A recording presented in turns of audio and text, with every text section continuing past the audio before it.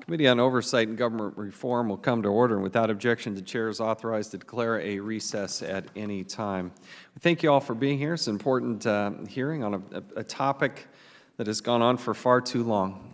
We had the death of one of our bravest, one of our best in Brian Terry, and this government, as I have said many, many times before, is different than most other governments in the world, and that is we are self-critical. We do look hard at things that have happened and that have gone wrong to make sure that the truth is exposed and that we don't ever make these mistakes and errors again. We are also, as a committee and staff, issuing I think it's 259-page report. I want to thank a few people, and as we get into this, I want to thank John Skladany, Steve Castor. Steve has spent an exceptional amount of time on this, as well as Tristan Levitt, who's sitting here to my left, Cordell Hull, Jack Thorland, Natalie Turner, Mike Howell, and Rebecca Edgar. A lot of people on our staff that spend countless hours working on these topics, and we thank them for their preparation of this report that we're issuing today. We're here to check in on one of the longest-running congressional oversight and investigative matters of our time, an operation called Operation Fast and Furious. Congress is now in its 7th year in search of a complete accounting of the facts relating to the reckless gun trafficking operation that left Border Patrol agent Brian Terry murdered. This happened on December 14th, 2010, and we still don't have all the answers. At the scene of Agent Terry's murder in 2010, 2 modified AK-47 type assault rifles were recovered. The weapons were traced to Operation Fast and Furious. The strategy of this failed operation, encouraged by the Department of Justice, was to focus the resources of the Bureau of Alcohol, Tobacco, and Firearms on Mexican drug cartels rather than low-level straw gun purchasers. As such, a program was born that allowed straw purchasers to supply Mexican drug cartels with firearms. Purchasing a firearm for someone other than yourself is illegal. The shocking endgame of this misguided plan was to identify cartel members after guns recovered at crime scenes traced back to their original place of purchase. Absent from this strategy was any modicum of public safety. ATF failed in its mission to protect our communities from violent criminals and the illegal use of trafficking of firearms. Let's keep in mind, these were nearly 2,000 weapons that they knowingly and willingly let out onto the streets. Agent Terry's family, who's here and will participate in the second panel, should not have to wait more than 6 years for answers and accountability. We're grateful they're here, and we look forward to hearing their story again in the second panel. Our committee began its work in February 2011 under the leadership of Chairman Darrell Issa. After partnering with Senator Grassley to evaluate unfathomable whistleblower accounts and documents coming out of ATF in Phoenix, Arizona. Both Chairman Grassley and Chairman Issa helped lead the charge, and we're very grateful for their efforts and look forward to hearing more from both today. Several Phoenix-based ATF special agents expressed skepticism and disbelief about the program as it went against everything they were trained to do and violated their law enforcement oath to protect the public. Special Agent John Dodson, who is with us today, was one of those agents. Without Agent Dodson's determination to do the right thing, surely many more thousands of firearms would have walked, leading to additional deaths. He should be thanked, I should say, by the Department of Justice, the ATF, and by all of us. But as Agent Dodson will tell us today, a different story, however, happened. His employer was not treating him as a hero. As the committee with the responsibility for oversight of federal whistleblower policy, we must continue to shine the light on John Dodson's story. The congressional investigation also led to a well-chronicled impasse between 2 equal branches of government. In June 2012, the House of Representatives held former Attorney General Eric Holder in contempt for failing to turn over documents relating to the investigation. The House successfully compelled the production of many of these documents in federal court. In 2 separate judicial victories, the committee received approximately 80,000 pages of new documents from the Department of Justice. And again, the Department of Justice didn't want Congress to see them and certainly didn't want the public to see them. However, it should not take years and endless expensive litigation for the executive branch to cooperate with proper congressional oversight. We still require additional documents, and litigation is ongoing as the Department of Justice continues its unprecedented stonewalling of Congress and the Terry family. And I'm sorry to report, under the Trump administration, this has not changed. This has not changed. In previous testimony before Congress, former Attorney General Holder committed to getting the Terry family the answers and explanations they needed. But when the television lights went off, that did not happen. In fact, the opposite happened.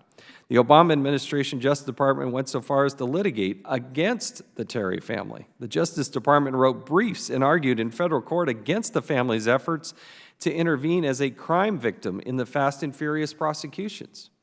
It's a travesty of justice.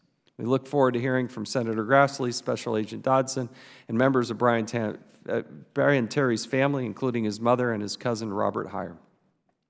We look forward to hearing their accounts and perspectives from a vantage point 6 years later. But right now, we're pleased to have serving as the ranking member today, Mr. Lynch, the gentleman from Massachusetts, and we'll yield as much time as he needs. Mr. Lynch, you're now recognized.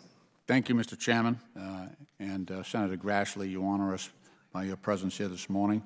I'd like to begin by acknowledging the life and courageous service of Border Patrol Agent Brian Terry, who served as a United States Marine, a police officer in his home state of Michigan, and an agent of U.S. Customs and Border Protection. His life was tragically cut short when he was murdered in a gunfight near the Mexican border in 2010. Agent Terry's family is here today. Mrs. Terry and Mr. Heyer, we are deeply sorry for your loss. Ranking Member Cummings very much wanted to be here today, but as many of you know, he is recuperating from heart surgery. But he wanted me to extend his apologies for not being here personally today. He was able to speak with Agent Terry's family last month, and he offered to see if there was anything more we could do here on this committee to obtain additional information about what happened nearly 7 years ago. As part of that effort, Ranking Member Cummings wrote a letter to Attorney General Jeff Sessions on May 30th asking whether the Department of Justice still had the same policy about producing documents to Congress that it had under the Obama administration. Years ago, this, as the Chairman has laid out, this committee had a high-profile disagreement with the Justice Department. Although it produced a great deal of information to the committee, it withheld certain information based on the argument that the federal agencies have a so-called deliberative process privilege. That issue was indeed litigated, and the court found that agencies do in fact have this privilege, but that there were some additional documents that were outside of the privilege that should be produced even when applying that principle. Following the court's order, the Department provided the committee with access to thousands of pages of additional documents last summer. In his letter to Attorney General Sessions, Ranking Member Cummings again asked whether the Department policy on these documents is the same as it was under the Obama administration.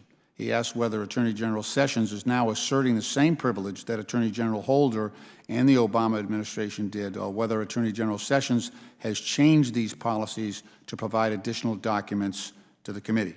Ranking Member Cummings shared his letter with Agent Terry's family members, and Mr. Chairman, I ask unanimous consent that we place this May 30th letter from Mr. Cummings to Attorney General Sessions into the official record for today's hearing. Without objections, so ordered. Unfortunately, the Department responded on Monday that it will not provide us with answers to the ranking member's questions. It will not explain whether the Attorney General is changing the Department's policies or legal interpretations, and it declined to send anyone here today to testify about these questions. Instead, the Department informed us that it is continuing to discuss these matters with the Chairman.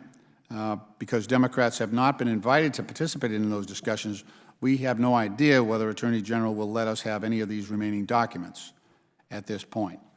This also raises a second problem. Last week, the White House directed a new policy that federal agencies should ignore requests for information from members of Congress other than Republican committee chairmen. This new policy relies on an opinion from the Department of Justice Office of Legal Counsel, which claims that the authority to conduct oversight, quote, may be exercised only by each House of Congress or under existing delegations by committee and subcommittees or their chairman, and that individual members of Congress do not have the authority to conduct oversight in the absence of a special delegation by a full House committee or subcommittee. That analysis is indeed wrong. It flies in the face of Supreme Court precedent, and it is a mistake.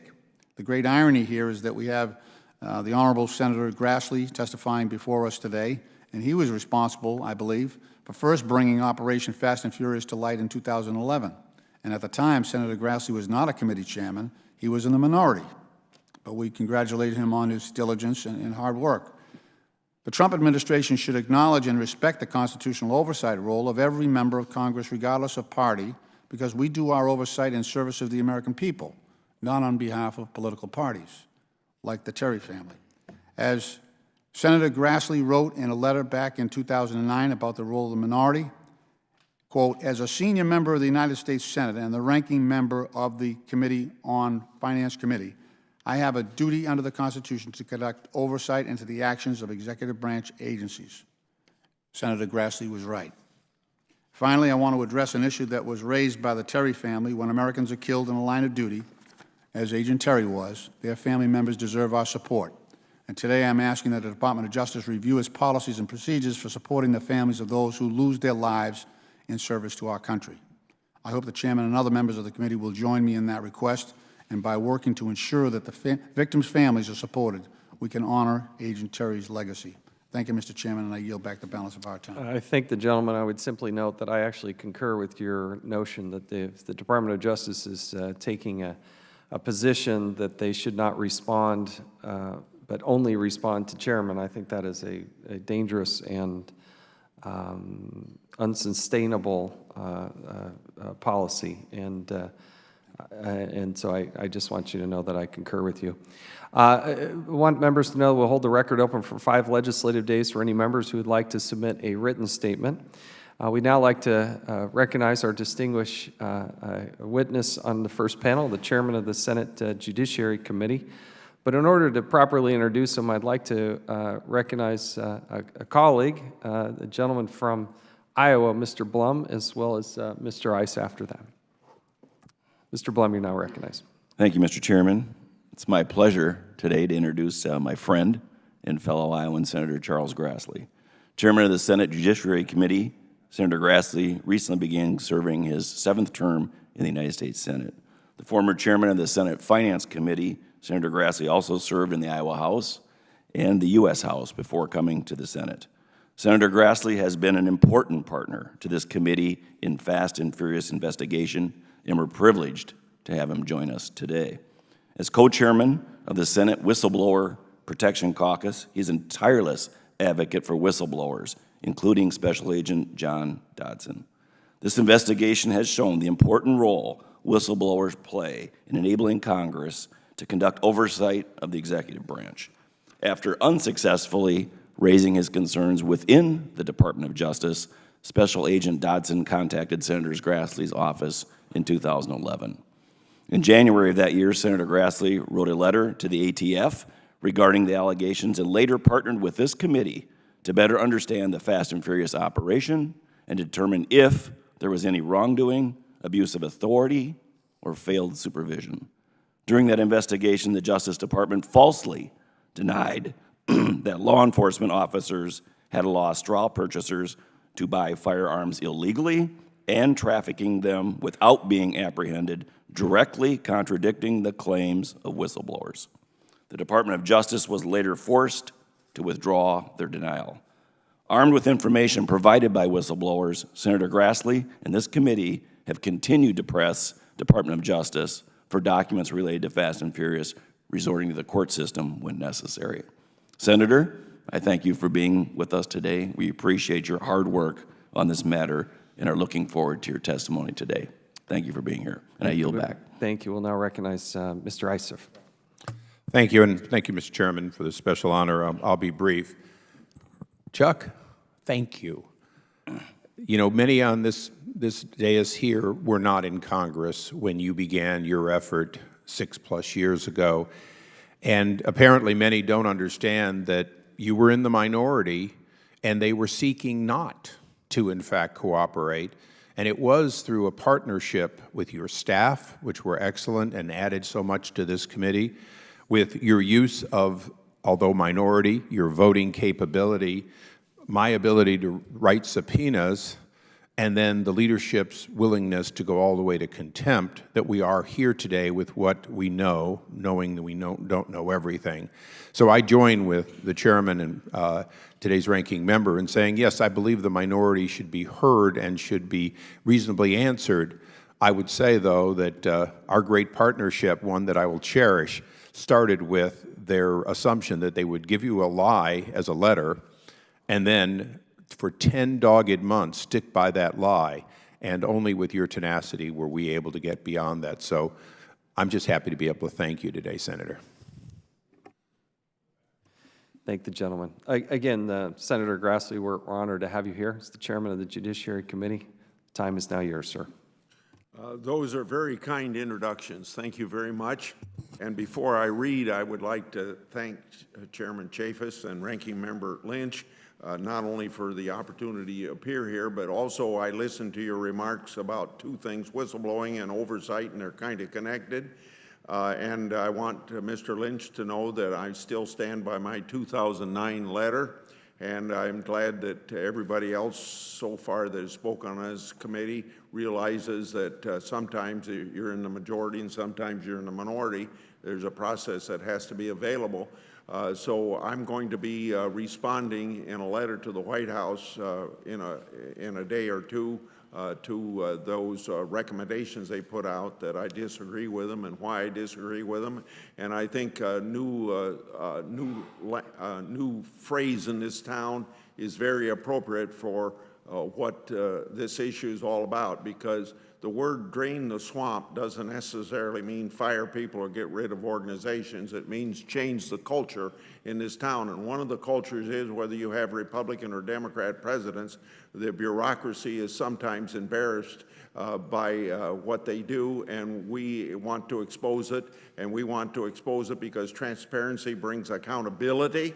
And accountability is very important if you work for the American taxpayers. The second thing I would say deals with the word whistleblower. Mr. Dotson is one example of how whistleblowers are treated both in Republican and Democrat administrations. And I suggest to this president, as I've suggested to other presidents, that what we need is once a year a Rose Garden ceremony honoring some whistleblowers, so that the bureaucracy, which is permanent, and presidents and members of Congress are not permanent, that from the top of the bureaucracy, in other words, the chief executive, all the way down to whatever you want to consider the job in the lower end of the bureaucracy, that whistleblowing is a political, a patriotic thing and the right thing to do, and that they ought to be honored. Normally, how are they treated by a bureaucracy, not just in ATF, not just in the Justice Department, but almost throughout the bureaucracy? They're treated like a skunk at a picnic, and that's wrong. And government's less off for it when we have that attitude. I would like to proceed, so I hope you haven't started the clock yet. The way of the Senate, absolutely. Thank you for inviting me to testify about an important congressional investigation that the Justice Department has stonewalled for far too long, Operation Fast and Furious. This investigation began 6 years ago. The fact that it is still tied up in the courts is proof positive that our system of checks and balances is broken. Congress needs to reform its process for enforcing compliance with subpoenas. It all started when courageous agents blew the whistle on gun walking to the Senate Judiciary Committee. We learned that the Bureau of Alcohol, Tobacco, Firearms, and Explosives sanctioned the illegal sale of hundreds of assault weapons to straw purchasers, who then trafficked the guns to Mexican cartels. These weapons have since been discovered in the hands of criminals, both within the United States and Mexico. 2 of these weapons were used in the firefight that led to the tragic death of Border Patrol Agent Brian Terry in December 2010. After it became clear that the government planned to cover it up, agents, patriotic agents, blew the whistle. On January 27, 2011, I wrote to ATF for answers, but the Department of Justice and ATF had no intention looking for honest answers and being transparent. In fact, from the very onset, bureaucrats employed shameless delay tactics to obstruct the investigation. In a letter to me, February 4th, 2011, department officials denied that ATF had ever walked guns, but the evidence kept mounting that the official denial was just plain false. Through documents obtained during this long litigation, we have learned how the bureaucrats and even political appointees reacted when they learned the truth. As the department became aware that the information it provided to Congress was wrong, it kept the truth hidden. DOJ refused to come clean, refused to notify Congress, and refused to correct the record. As soon as March 11th, officials at ATF and within the department raised concerns about the inaccuracy of the information provided to me in that February 4th letter. But the department still failed to withdraw the letter until 9 months later in December, thus admitting they lied to a U.S. Senator or to the United States Senate. Why did it take so long then to admit the truth to Congress? Our two committees requested documents from the department that would shed light on the delay. October 2011, this House committee issued a subpoena for documents from the Department of Justice, including documents related to the department's response to Congress. The department initially refused to produce any documents responses to the subpoena.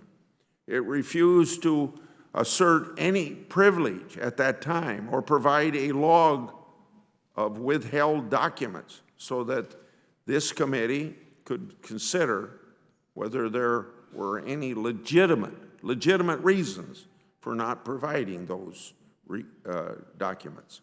Instead, the department merely made vague, feeble claims that the documents implicated words we're acquainted with, confidentiality interests, or another words were separate that they used as an excuse, separation of power concerns. Then the ridiculous happened. In June 2012, the Justice Department had to ask President Obama to give it some cover by formally asserting executive privilege. The request came on the eve of a vote in this committee to hold the Attorney General in contempt. And the President's assertion was communicated to this committee only minutes before the scheduled vote. The committee rejected the President's claim on the merits, and so did the full House in a historic bipartisan vote because it was the first time an Attorney General was held in contempt of Congress. But to add to the obstruction, the Obama administration refused to present the contempt citation to a grand jury as required by statute. Then in August 2012, this committee filed a civil lawsuit to try and enforce its subpoena that way. Once in the courts, even more lengthy delays then began. 2 years later, August 2014, the court finally ordered the department to review all the documents, provide a log explaining why it wanted to withhold specific items, and to produce everything that the department itself admitted was not covered by any privilege. The department then produced more than 10,000 of the original withheld documents. These documents totaled about 64,000 pages. To be clear, and this is very important, the department tried to hide these documents from Congress by getting President Obama to assert executive privilege. But once the case was before a judge, the president then totally abandoned that claim. In effect, the government admitted that this privilege did not apply to those documents. Why did it take a contempt citation from Congress to force the executive branch to finally admit that it hid documents from people's representative for completely bogus reasons?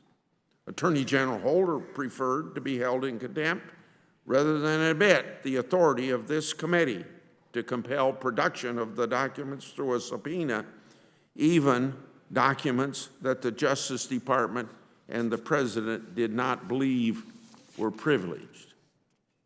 If that doesn't illustrate how broken our system of congressional subpoena enforcement is, then I don't know what does. The capitulation of the department, once a judge finally forced its hand, proves that the initial claim of privilege that those claims were deceptive and unfounded. It was nothing more than an attempt to obstruct Congress's constitutional responsibility of oversight and this investigation. The department's belated admission that those 64,000 pages were not privileged puts the gold seal of authenticity on the House's bipartisan vote to hold the Attorney General in contempt. The documents expose the Justice Department's intent to hide information from Congress and upsets the balance of powers. Obstructing a valid inquiry by a separate co-equal branch of government undermines our constitutional system of checks and balances.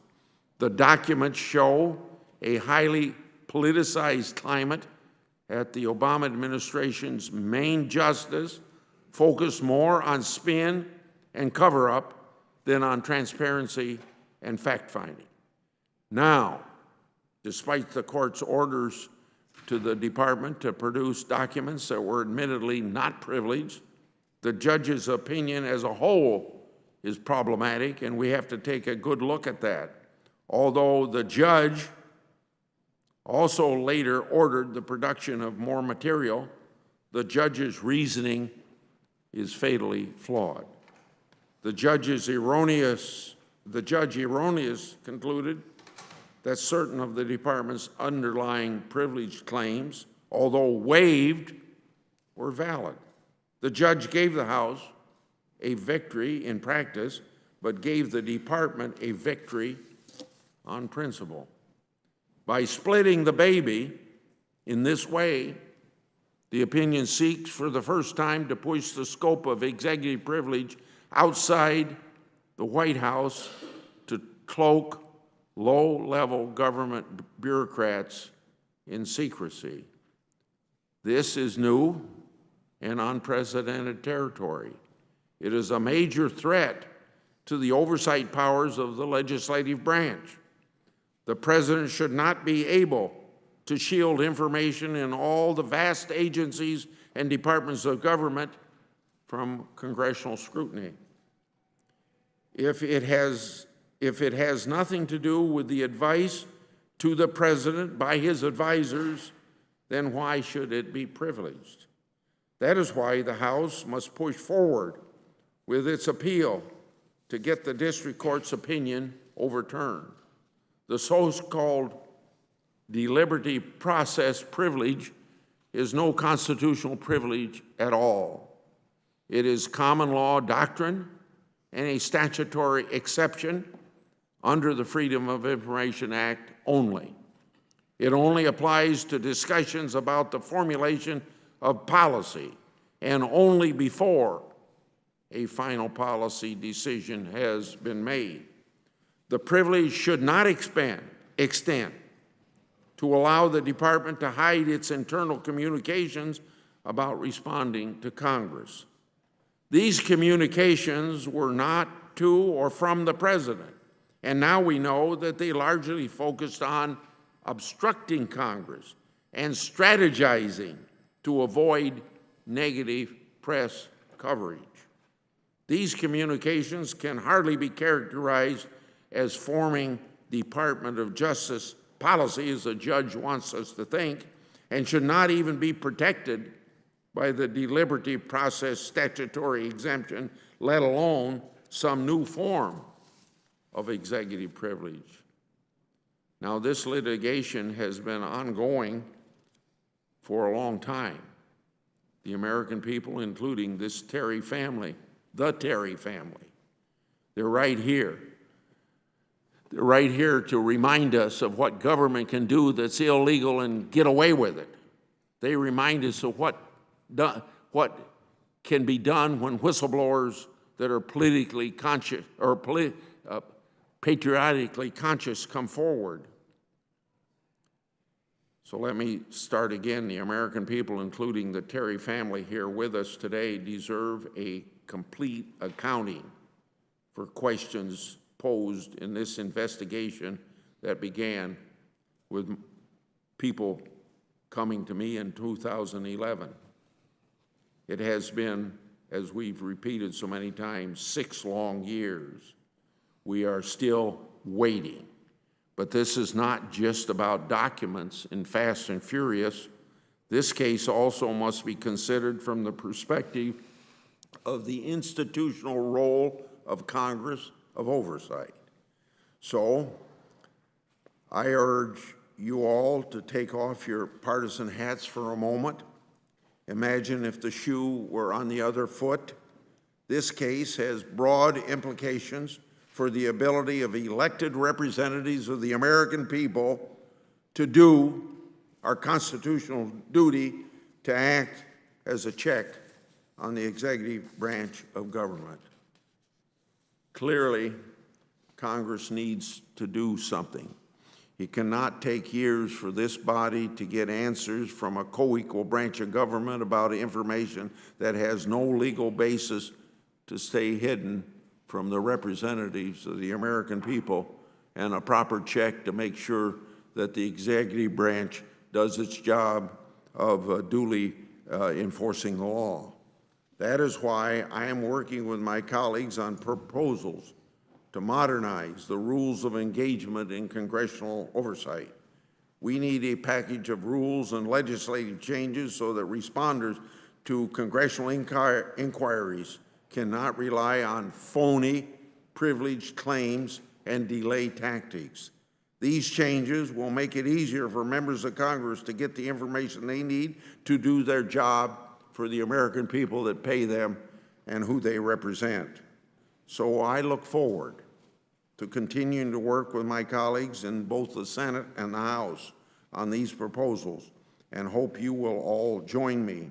I thank you for allowing me to appear, but more importantly, we would not be where we are today because in 2011, I was not a chairman of a committee, and those excuses were used against me as this administration is using those excuses once again. So this committee was in the majority, and we had a chairman and a committee members that were willing to pursue this, and thank God you were in the majority at that time, or we still may not have any information. Thank you very much. Chairman Grassley, thank you. We appreciate your time. We know I have an obligation in the Senate at 10, and by mutual agreement and concurrence with the minority, the committee is now going to go into recess. The committee's in recess. Thank you.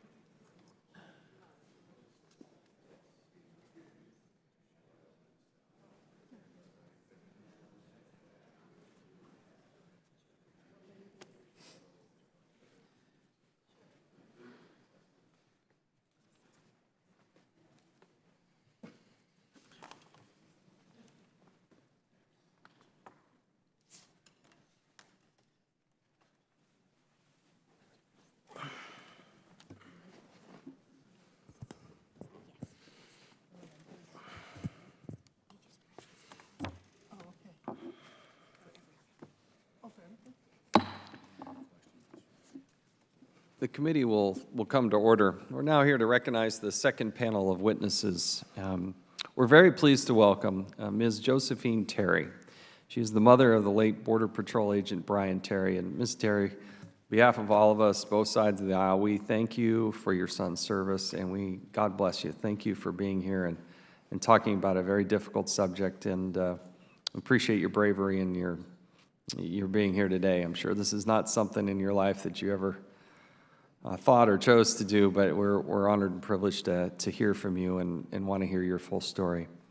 We also have Mr. Robert Heyer. He's the Terry family spokesman. He's also the cousin of the late Border Patrol agent Brian Terry. And Mr. Heyer, we again saddened for the loss in the Terry family, but appreciate your willingness and ability to come here and share a perspective from the family, which we should never, ever forget. We thank you for being here. We also have Mr. John Dodson. He was a special agent, Phoenix Field Division, Bureau of Alcohol, Tobacco, Firearms, and Explosives. And if you listen to this gentleman's story and what he has gone through, somebody who's serving his country as patriotically as he possibly can, it is absolutely horrific. And sir, we thank you for your service and everything that you've gone through. We appreciate your candidness and answering questions to the committee throughout the process. But we look forward to your public testimony. And again, thank you for your commitment to the United States of America and your willingness to come here and share your story with us as well.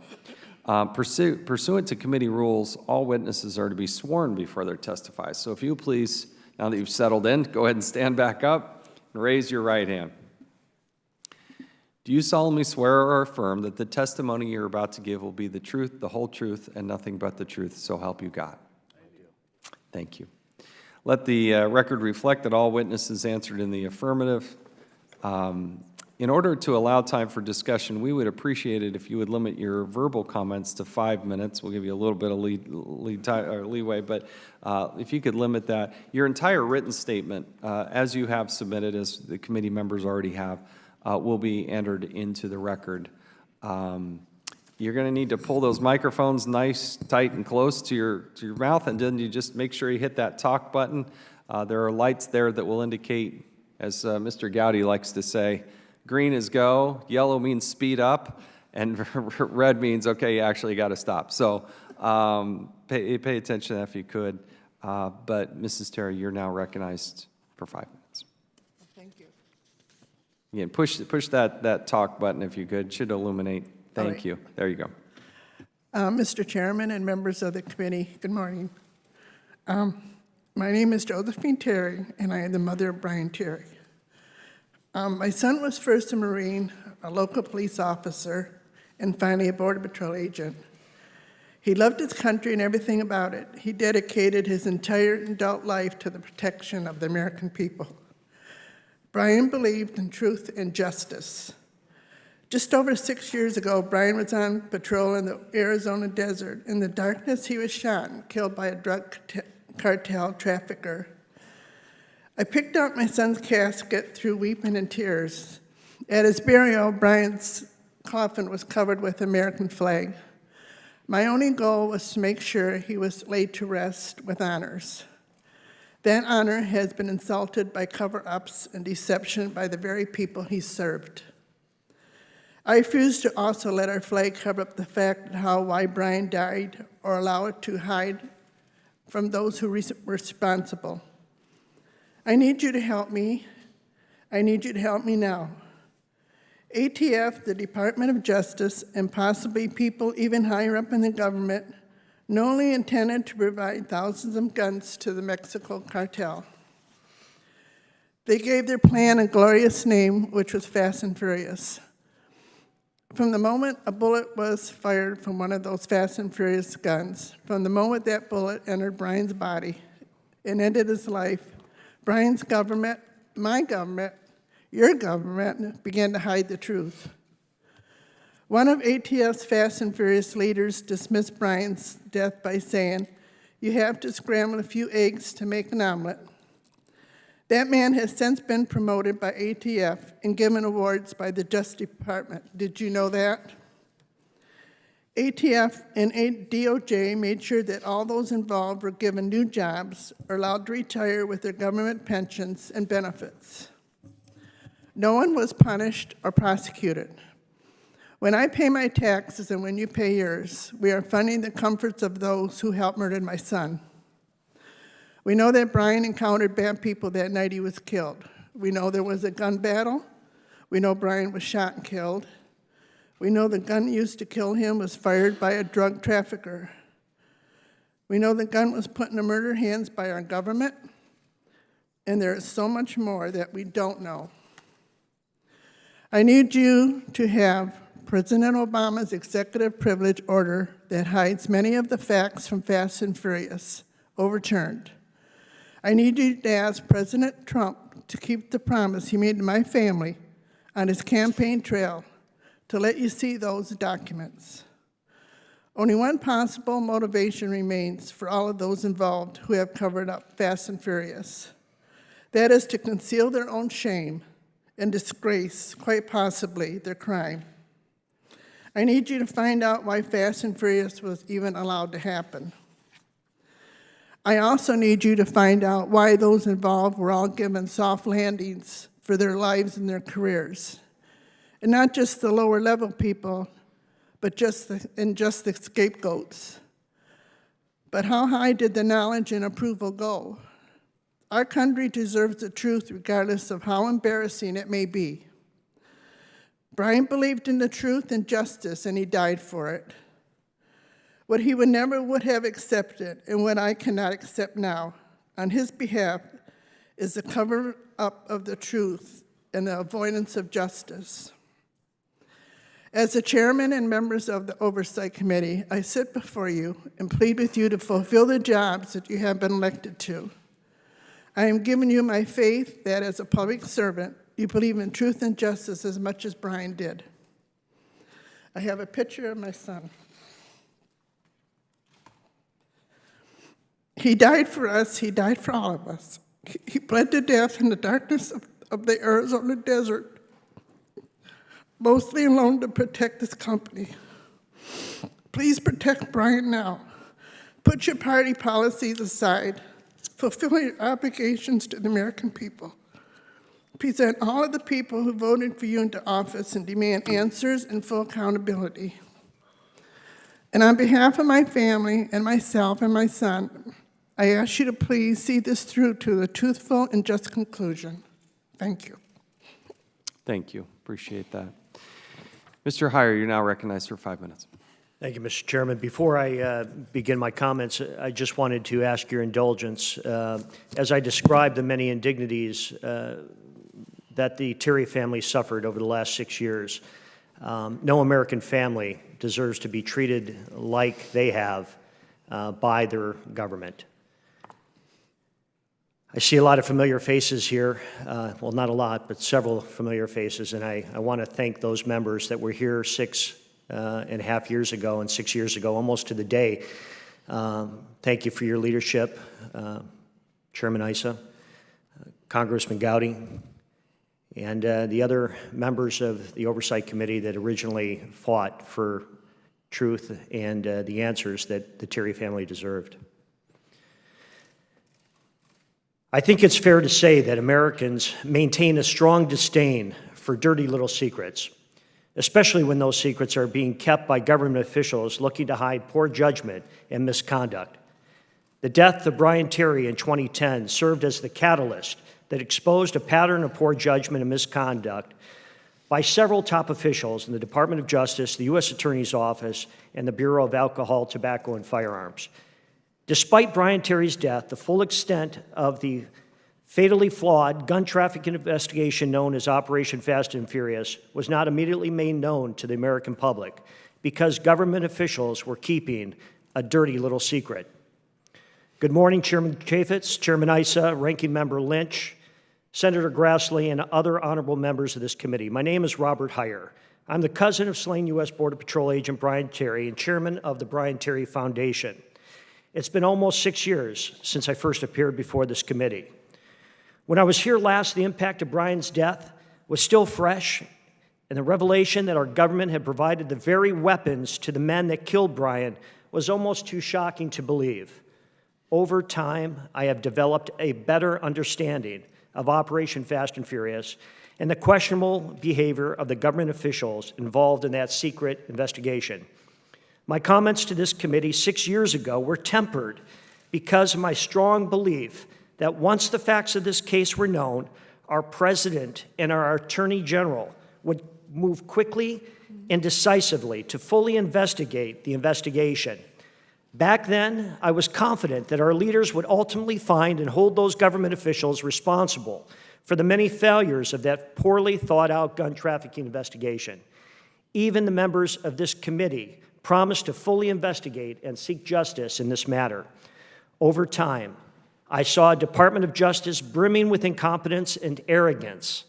I witnessed government officials less interested in the truth and facts behind the ill-conceived investigation and more interested in moving to contain the public relations disaster of a U.S. Border Patrol agent being murdered by drug cartel members carrying weapons supplied to them by ATF. Agents in ATF who were privy to this information were expected to be good soldiers and keep their mouths shut. Inconceivably, no one in our government spoke openly about the connection between Operation Fast and Furious and Brian Terry's murder. Brian Terry's murder was the absolute worst-case scenario for those involved in orchestrating this gun trafficking investigation. Just as some ATF agents had warned, a U.S. law enforcement officer had been murdered with weapons allowed to walk during that investigation. The immediate reaction by officials at ATF, the U.S. Attorney's Office, and DOJ was to limit the release of information and to ultimately deny the fact that weapons were ever walked to straw buyers working for the Mexican drug cartels. The fact that 2 assault weapons found at the murder scene were purchased a year earlier by one of the primary suspects in the investigation was deemed extremely sensitive and only discussed among top officials in these organizations. The Terry family and I believe that government officials responsible for Fast and Furious were not only trying to contain political damage, but were also trying to attempt to cover up the link between that investigation and Brian Terry's murder. There was a little dirty secret that was being kept from the American people. Over the last 6 years, we've witnessed a number of examples of clear incompetence and arrogance exhibited by those in ATF, the U.S. Attorney's Office, and DOJ as they attempted to contain the public relations disaster and distance themselves from the Fast and Furious investigation. A lack of transparency was noted in my many dealings with government officials over this time, and I began to understand why these officials were keeping the facts of the case from the Terrys. I remember at Brian Terry's family, then DHS Secretary Janet Napolitano and Commissioner Alan Burson traveled to Detroit to meet with the Terry family. Despite being the senior officials present, neither Secretary Napolitano or Commissioner Burson chose to inform the family that the 2 assault weapons found at the scene were linked to the gun trafficking investigation. It should be noted that these 2 senior officials had just come back from Tucson, Arizona, where they had been extensively briefed on Brian Terry's murder by the head of the FBI in Tucson and the U.S. Attorney's Office. In January 2011, the Terrys attended the public memorial service held in Arizona. Again, Commissioner Burson attended, along with the U.S. Attorney Dennis Burke, to meet with the family. Once again, neither official chose to share the information that the men that killed Brian Terry carried weapons provided to them by ATF. It wasn't until February that the family began to learn the truth. The facts were not provided by government officials, but rather by a lone whistleblower who was alarmed at the lack of transparency surrounding Brian Terry's death. With the exception of this lone ATF agent, no one in government was willing to talk publicly about the dirty little secret known as Operation Fast and Furious and its connection to Brian Terry's murder. In February 2011, the family of Brian Terry learned for the first time through a television journalist that the weapons found at the murder scene were in fact connected to Fast and Furious. No one in the federal government had ever spoken to the Terry family about this connection, despite the claims of ATF Special Agent John Dotson. Officials in ATF and DOJ continued to deny the guns had been sold to individuals known as straw buyers, and that those weapons eventually ended up in the hands of Mexican drug cartels. It was then, only after the news media began to publish Agent Dotson's claims, that U.S. Attorney in Arizona, Dennis Burke, offered to provide information to the Terry family. And in March of 2011, Burke traveled to the Terry home in Michigan. When asked about the origin of weapons found at the murder scene, Mr. Burke denied they were part of Operation Fast and Furious. Instead, he told family members the weapons were found at the murder scene originated from a gun store in Texas. We now know that this was untrue. We know now through emails obtained by this committee that Mr. Burke, without a doubt, on the evening of Brian Terry's murder, knew that the two AK-47 style assault weapons found at the murder scene were from Operation Fast and Furious. We know now that on the same day of Brian Terry's death, DOJ and ATF personnel were scrambling to find and arrest Jaime Avila Jr., the well-known straw buyer of these exact weapons. Despite these facts, no one in government wanted to talk about their dirty little secret with the Terry family or the American public. In April of 2011, I traveled to Phoenix and received a briefing from the U.S. Attorney's Office on the status of the murder investigation. I was told that the FBI had conducted ballistic tests on the two weapons found in the murder scene and the bullet recovered from Brian's body. I was told that the FBI had determined without a doubt that neither weapon recovered from the murder scene had fired the fatal bullet. I later obtained that FBI ballistics report from sources outside of the DOJ. What that report really says is that the test results were inconclusive due to deformities of the bullet recovered from Brian's body. I have always wondered why the U.S. Attorney in Arizona and his staff were not more precise in their description of that FBI ballistics report. Senator Grassley already spoke about the letter sent by DOJ on February 4th, 2011. Even today, I find it professionally incomprehensible that the DOJ officials failed to simply speak with ATF agent John Dotson and interview him about Operation Fast and Furious. Had these officials chosen to speak with Agent Johnson, they would have learned the truth about gun walking immediately. It was about this time that Assistant Attorney General Lanny Breuer arrogantly stated that if Brian Terry had not been killed with an Operation Fast and Furious gun, he would have been killed by some other gun. I was sickened by Mr. Brewer's comments, not only because they were incredibly callous, but also because Mr. Brewer's comments reflected an unprecedented level of arrogance within the Department of Justice at the time. We know now that Mr. Brewer himself received briefings on Operation Fast and Furious and failed to exercise the good judgment and common sense to foresee the public safety ramifications of letting 2,000 military-style weapons walk to the Mexican drug cartels.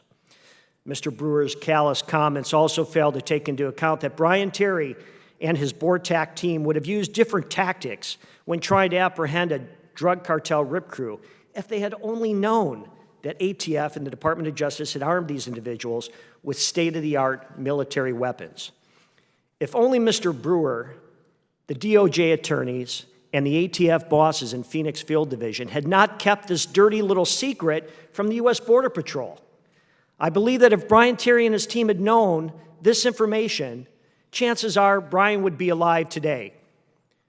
Unfortunately, Brian and his team had no idea that the rip crew they encountered that night would be emboldened by the weapons that they carried and were ready to use those weapons against U.S. law enforcement.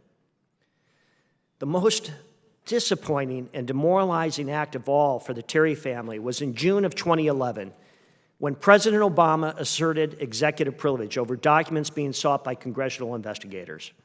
The President's order effectively ended the hope of the Terry family to fully understand why the Department of Justice denied gun walking in the first place. My personal disappointment in the President on this decision to invoke executive privilege in this matter continues to this day. In September 2012, we read the long-awaited report on Operation Fast and Furious from the Inspector General.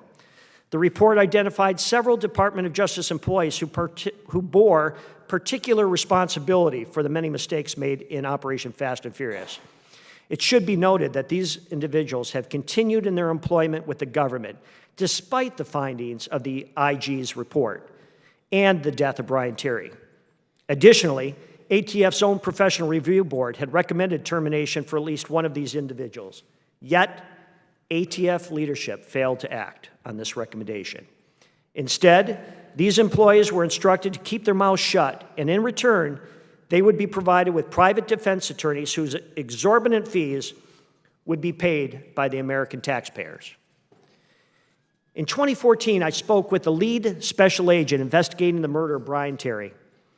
The agent told me that she had not been initially informed by ATF agents or the U.S. Attorney's Office personnel that the weapons recovered from the scene of the murder had been traced to Operation Fast and Furious. Imagine my shock in learning that members of ATF's Phoenix Field Division and the U.S. Attorney's Office in Arizona kept this important piece of information from the lead investigator in a federal agent's murder. That FBI agent went on to say that she learned of this connection only when the news media began to report the link almost 2 months after Brian Terry's murder. Incredibly, not even this lead FBI agent was allowed to know the dirty little secret. Did members of ATF's Phoenix Field Division and the U.S. Attorney's Office in Arizona attempt to keep the details of Fast and Furious and its connection to Brian Terry's murder from becoming public knowledge? We know now through review of official emails that ATF officials in Phoenix associated with the investigation and members of the U.S. Attorney's Office there knew on the evening of Brian's murder that the 2 weapons found at the murder scene were directly linked to the investigation by means of weapons trace data. However, this critical information was not passed to the lead FBI case agent investigating Brian Terry's murder. I have also witnessed a continued pattern of abuse and retaliation directed against ATF Special Agent John Dotson by members of ATF. Incredulously, senior members of that agency continue to blame Agent Dotson for going public with the information connecting Brian Terry's murder with Operation Fast and Furious. I have watched other agents who were regarded as good soldiers be promoted while Agent Dotson remains in the same pay grade, shunned by most of the agency. Ladies and gentlemen, it's time for the dirty little secrets of Operation Fast and Furious to be fully exposed. A number of lingering questions should be asked. Why was Operation Fast and Furious initiated and then suddenly concealed by senior members of ATF and the Department of Justice? Why did the Department of Justice deny the tactic of gun walking only to retract that denial weeks later? How many Fast and Furious weapons have been recovered over the last 10 years? How many people besides Brian Terry have been killed or wounded by individuals carrying Operation Fast and Furious weapons? Was there an attempt to keep the link between Operation Fast and Furious and Brian Terry's murder from becoming public knowledge? And finally, did senior government officials engage in behavior considered as obstructing Congress? We urge the Trump administration and the Department of Justice to revisit the claim of executive privilege as it relates to Operation Fast and Furious. The American public deserves to see the documents previously sealed by executive order, and for those documents to be turned over to congressional investigators. We need all of you, both Republicans and Democrats, to exercise your responsibility of oversight in this matter.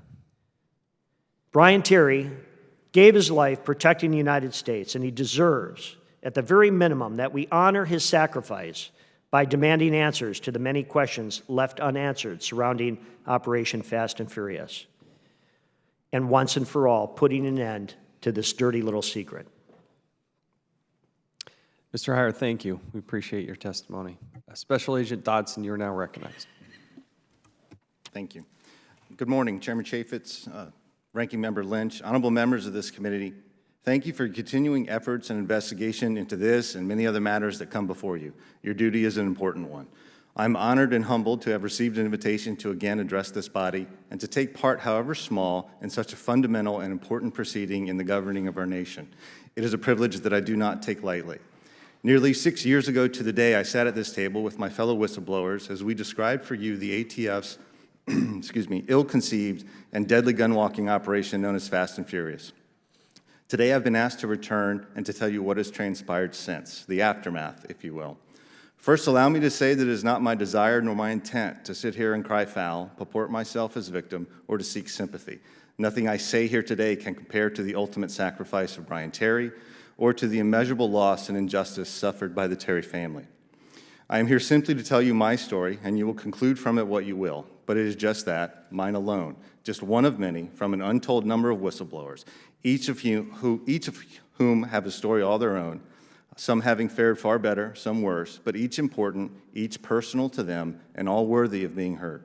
It is my hope that my story will not give cause to dwell on those things that have already occurred, but rather utilize to help us pursue a common goal, that of learning from the past to better ourselves as individuals, as a government, and as a nation. Since the moment I first voiced objection to the strategy of gun walking and pointed out the all too foreseeable and tragic consequences of it, I began being subjected to reprisals, initially from my immediate supervisor, then my chain of command, and soon thereafter from the uppermost echelons of my agency, the ATF. Later, after being compelled to blow the whistle and bring the deadly ramifications of it to the light of others, to you, and to the public, I found myself squarely in the crosshairs of the Department of Justice itself. That decision, the single act of standing up and saying what we are doing is wrong, instantly took my standing from being that of an agent of a government to an enemy of the state. United in their hubris and without ever once talking to me, asking me a single question, or properly investigating what it was that I was actually reporting, ATF and DOJ officials implemented an all-out campaign to silence and discredit me. When I began preparations for this hearing, I started to list the many acts of retaliation and retributions that had befallen me as a result of blowing the whistle. And truthfully, that list soon grew much too long and much too cumbersome to be recited here today before you. No less than 3 plots to have me arrested and criminally charged, subjected to multiple internal affairs investigations, my communications monitored and my activities surveilled. I was lied about, disparaged, publicly attacked, ridiculed, libeled. I've been transferred 11 times, denied promotion, ostracized, barred from government workplaces, and banned from public buildings, including those open to the public. And the list goes on and on. Suffice to say, the last 6 to 7 years at ATF have not been the best for me or my career. Of all the things that I have encountered and experienced over the past few years, the single most challenging aspect for me has been the ostracism. When I had a valid viewpoint to share that was viewed as unfavorable to the agency, I immediately became the outcast, dubbed the one who can't get along, accused of being unethical, and became the one whose opinions and views were not even valued enough to simply be heard. Open discussion was off the table, and the order was handed down, contact with Dotson is detrimental to any ATF career. The ignorant assumptions about my motives and the absurd judgments of my character being used as the reasons to cast me out simply are not true, yet they have been and continue to be the single most difficult reprisal strategy for me to personally overcome. You see, the fact is, before Fast and Furious, I was a good agent, experienced and dedicated, hardworking and respected. ATF had always been good to me. I believed that I worked for a good agency full of good people. I felt that I was part of something bigger, and I was proud to carry the badge. Never could I have foreseen the many twists and turns of how this would eventually end up affecting every aspect of my life, personally and professionally. These days, I remain in a state of purgatory, an agent with no agency. All that has happened and all that has transpired was not because I had done something wrong, but because I did what I thought was right, what I thought I was supposed to do, and merely what I thought was expected of me. As an ordinary GS-13 field agent, I found myself in the extraordinary situation, adrift in some deep and unfamiliar waters and having to navigate the many storms and the perilous hazards. But this journey, despite hardship, mistake, failure, and loss, has taught me much more than I ever knew I needed to learn. Woven in the battered sail of life's biggest trials is where we find the threads of life's greatest lessons, if only we're willing to learn them. My desire here today is to offer insight for calming the seas for future whistleblowers, as well as helping Brian Terry's family in getting their deserved answers to the so many lingering questions. In doing so, I hope to assist this committee in its prescribed duty of oversight and reform, which is essential to our government's original purpose, serving the people of this nation. I welcome and encourage all questions that will assist this committee in achieving these outcomes. Thank you, and my wishes for a speedy recovery to Ranking Member Cummings. Special Agent Dodson, thank you. Thank you for your service, and thank you for your testimony. We'll now recognize the gentleman from California, Mr. Issa, for 5 minutes. Thank you, Mr. Chairman. That's very kind. Maybe I'll start off by saying, Special Agent Dodson, you look older. It's been a tough 6 years. Special Agent Heyer, Bob, you too look older. And when we started this, you were protecting the president. You were a Secret Service agent heading up San Diego. Now you're retired. A lot has happened. Josie, you look a lot older. This has been unforgivable and unreasonable to do to any mother. And you have my apology. And an apology, I think, of everyone on the dais for taking so long. But today I'm hoping to maybe give you a little different view than you would have heard from others. You heard a little of it from Senator Grassley. What you're going through, what you've suffered through for 6 years, at its best, you will suffer through for another 2. And the reason is we're in a struggle for whether this happens to another family. If the Trump administration were to simply hand over the documents in a negotiated agreement and the case were closed, a bad ruling by a judge who was appointed by President Obama would stand not as a precedent, but certainly as something to be looked at the next time a case came from this or any committee of the Congress.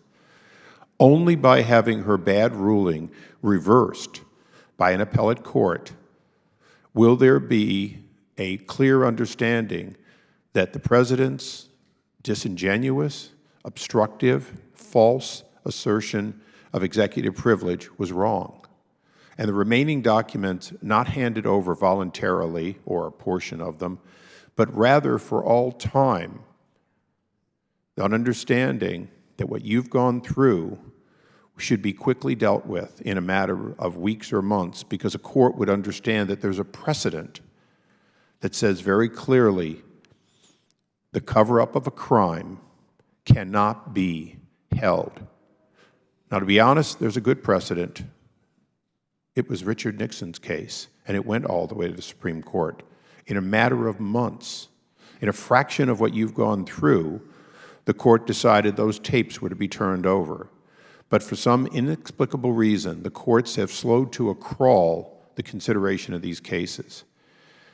So I wish I could ask you a lot of questions. I think your testimony makes clear what you've gone through and what you continue going through.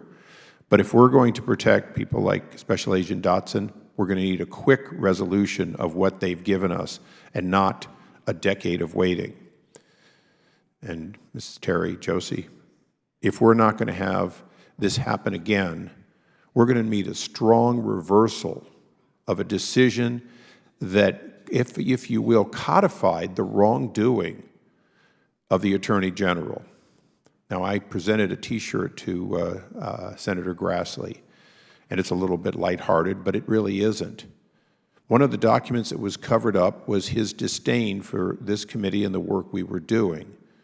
Issa and his idiot cronies was a verbatim of what he was saying, but it was much more than that. As you'll see in the report that's being published, and thank you, Chairman, for bringing it to light, some of those documents that came after my chairmanship was over made it clear that they had deliberately not searched on the terms necessary to give the documents that would have given us a more full picture. Another form of obstruction of justice. Clearly, the Attorney General lied to Congress when he made it seem like he wasn't deeply involved in this, when in fact he was having a daily briefing and update on it.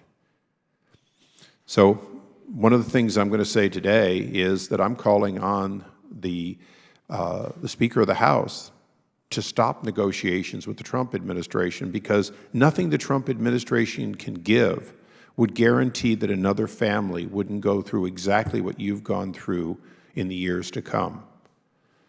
A quick consideration by a court of appeals, a reversal and a remand would get you your documents, but it also would guarantee that some other mother, some other cousin, some other agent wouldn't go through what you've gone through for 6 years.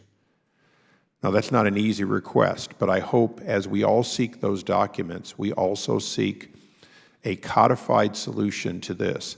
And by the way, when those documents are completely uncovered, I would hope that this committee would refer for criminal prosecution the former Attorney General, Dennis Burke, and others for crimes I believe they committed. In fact, I'd like to know, and probably never will, did the President of the United States, when he issued a broad executive privilege, know that it was false, and clearly false, as we have discovered, that these documents were never anywhere close to what an attorney and a constitutional scholar, as he would like to be known, had asserted? Maybe it was just carelessness. Maybe he did not look, and he took the word of the Attorney General. That is a further indictment of the Attorney General if it happened. So I plan on continuing to push this with your help, with the Chairman's help and others. But I would ask you to be patient, because to get to the truth and to a solution will take time. Thank you, and thank you, Mr. Chairman, for your indulgence. Yield back. Thank the gentleman. We'll now recognize the gentleman from Massachusetts, Mr. Lynch. Thank you, Mr. Chairman, and I first want to thank Mrs. Terry, Mr. Heyer, and Special Agent Dodson for your courage in coming forth today and testifying in Brian's memory. Your experience, I think, is a painful reminder that we have law enforcement officers throughout our government that put their lives on the line each and every day on our behalf.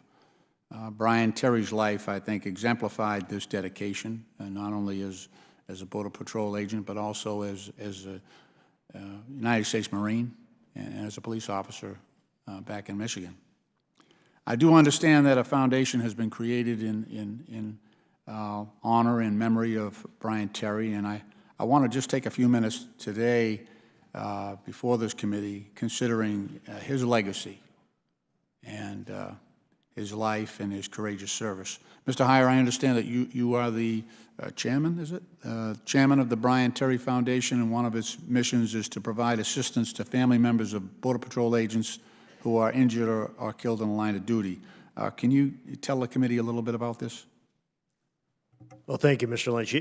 Absolutely. But the Brian Terry Foundation continues to support the family, that is the U.S. Border Patrol. And unfortunately, we know deaths are going to occur in the line of duty, and that's when one of our missions is to come to the financial and emotional aid of family members.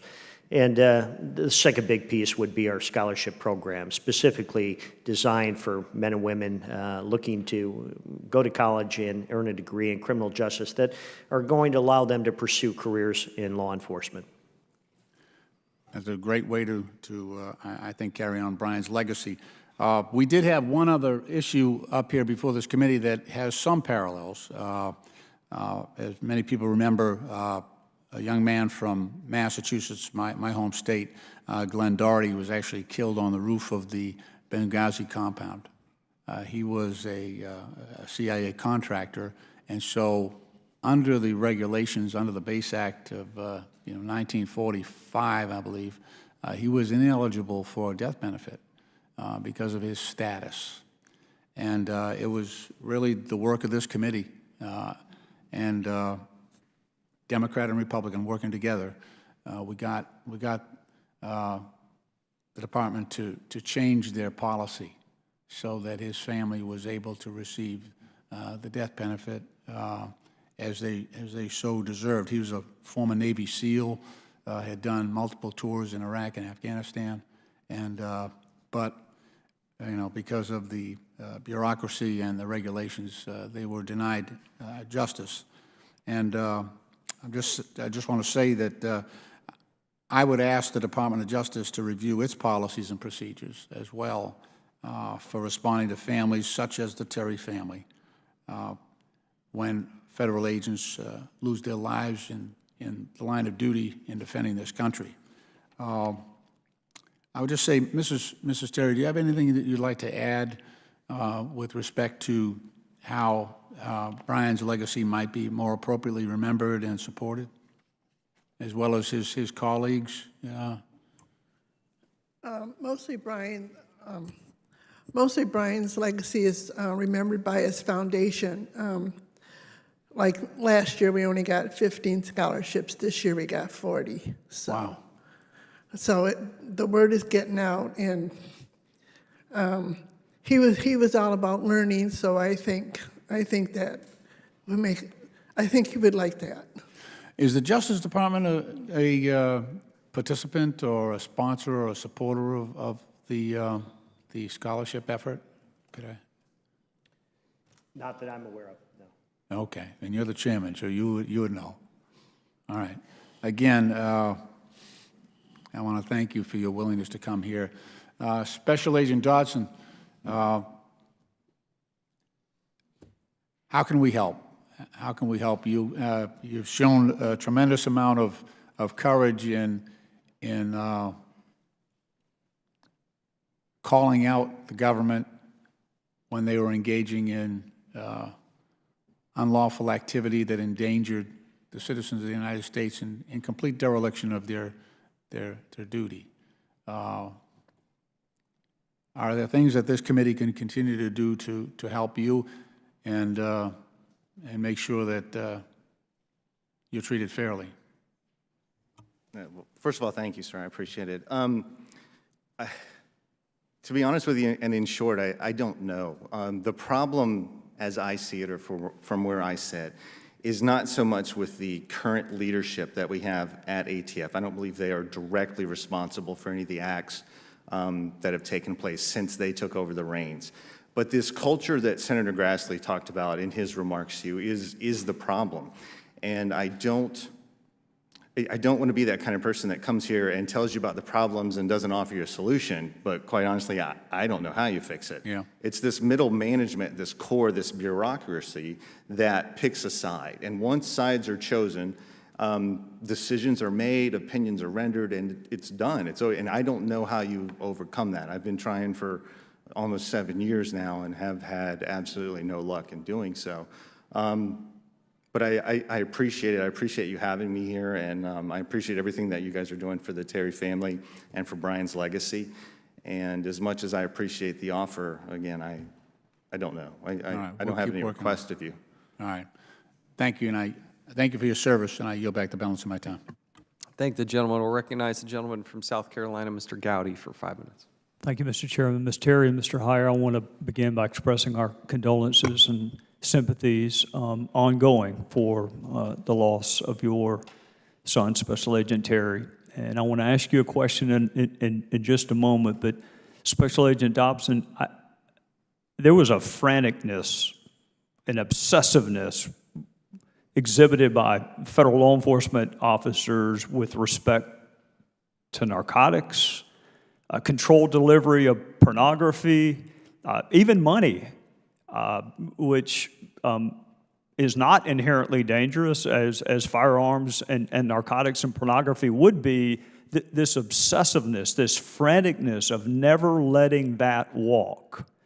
So that would be only intensified if you were working with firearms. From the very first moment I heard about Fast and Furious, it has vexed me how anyone could have ever thought this investigative scheme was going to work. I don't know how a line agent would think it was going to work, and that's why line agents have supervisors and assistant U.S. attorneys, and U.S. attorneys who say, wait, your heart might be in the right place, but this may be the dumbest idea I have ever heard. How did this investigative scheme get started? Who thought it was ever going to work? Well, sir, I can tell you, I can't tell you where the idea originated from or who was ultimately responsible for beginning it. But apparently, or what I can tell you directly is Everyone in my chain of command, up to and including the former director, was well briefed on the case, well versed on it, and knew the strategy coming and going. And they all thought it was a great idea. The U.S. Attorney's Office in Arizona, as well as up to Maine Justice, were briefed on it. You yourself know the requirements of big cases or big problems, and the briefings you have to go all the way to OEO, the Office of Enforcement Operations, to do some of the techniques involved in the investigation that we were doing. The OCDEF funding that we had, the proposals that were written for that, it was all spelled out, sir. Everyone knew it. It was there in black and white. And I always thought as soon as we got to the next level, somebody's going to shut it down. As soon as they hear about it, it's going to get shut down.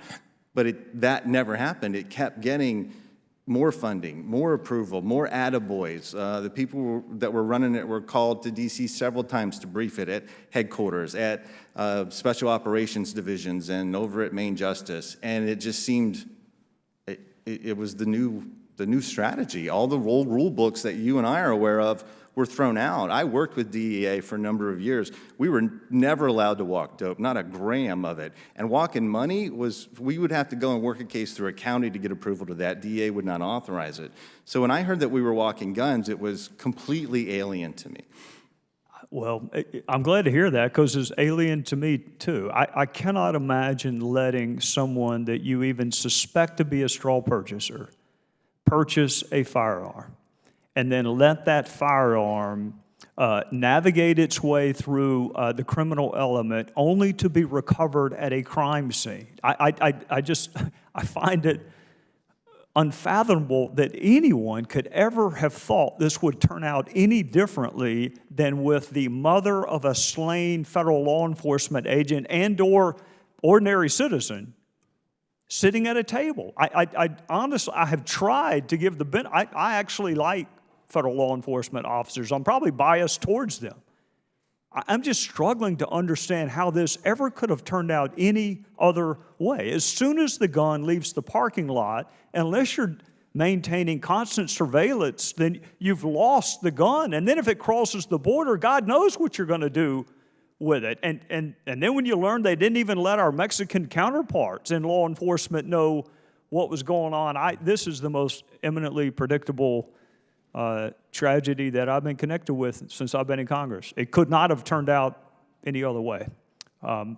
Ms. Terry, I want to ask you one question, and then I want to have a very brief conversation with the chairman. For lots of America, they view your son as a hero, but all they have seen is a still photograph of a young man in uniform. What would you like our fellow citizens to know about your son that they may not know?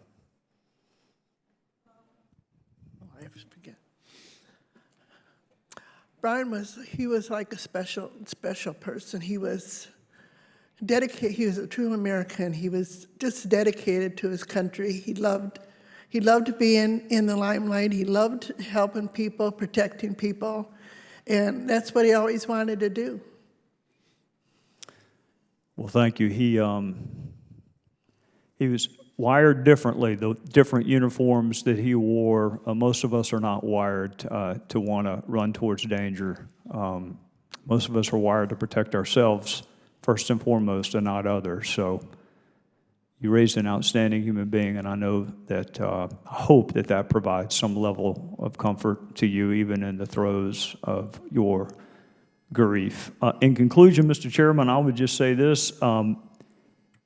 Perhaps I have missed something. I thought the administration said that they were not part of the approval and were not part of the process and had nothing to do with this investigative scheme.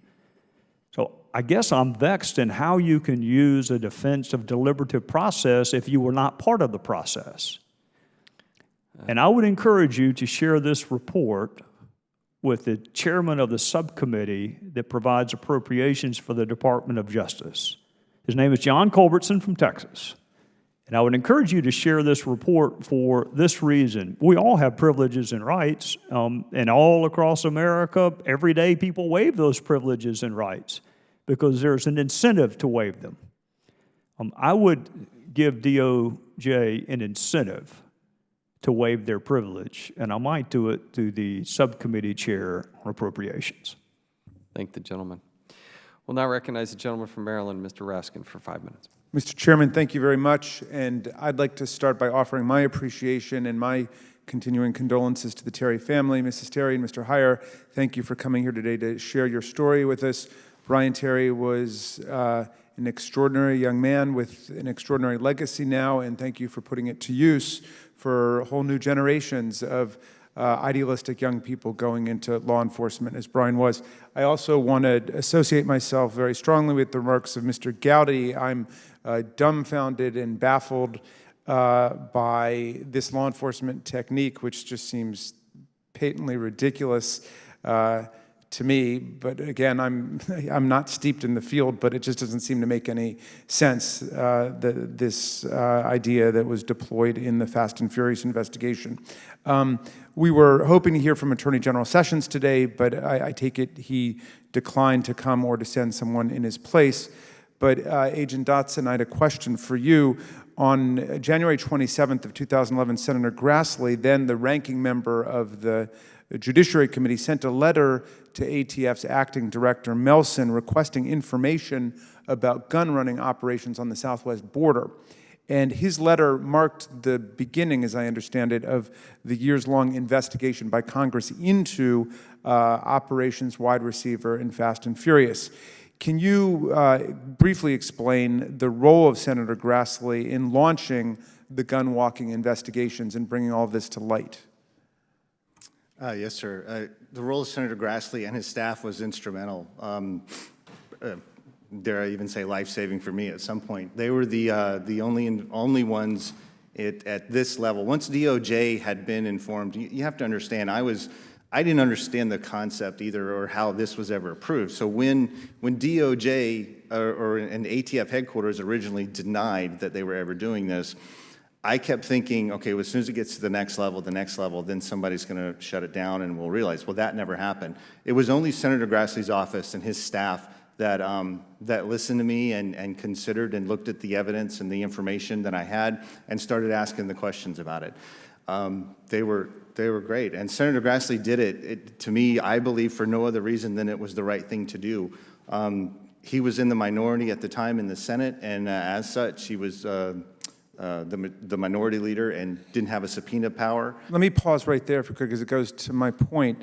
He indeed is a great champion of transparency in government and public integrity, and we owe him a great deal of credit for his diligent oversight, which ended up exposing this terribly flawed logic behind the gun-walking operations in Arizona and led to the reforms at ATF.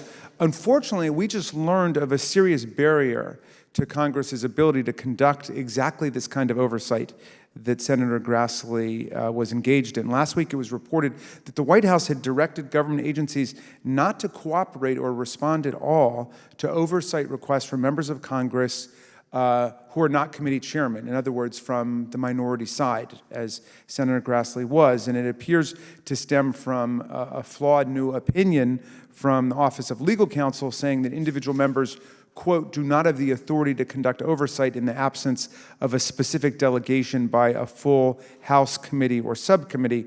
I believe this analysis is completely incorrect, constitutionally unfounded, and will be of great detriment to the public interest. Agent Dotson, when Senator Grassley wrote the Obama administration seeking information about Fast and Furious in the minority, he was a ranking member, not a committee chairman, as you point out.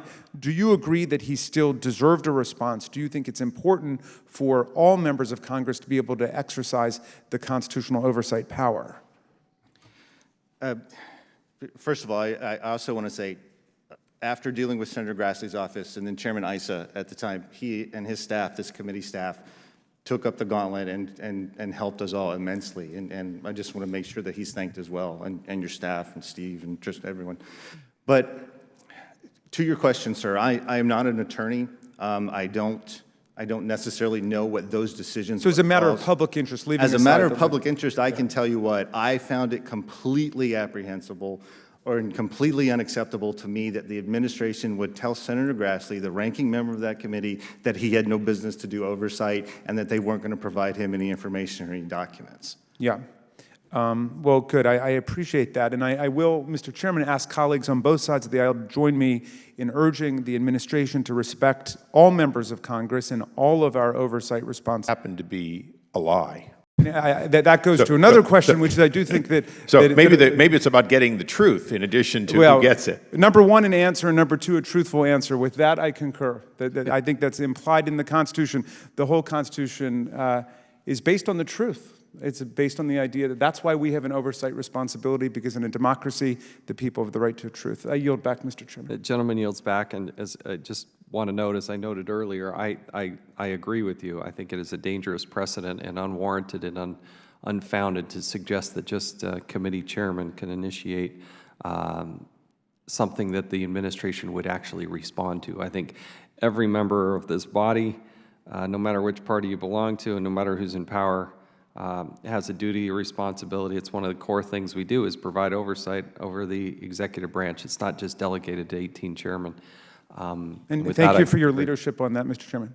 Thank you. I'll now recognize myself for 5 minutes. Mr. Heyer, I want to talk about the family tried to do a motion to intervene.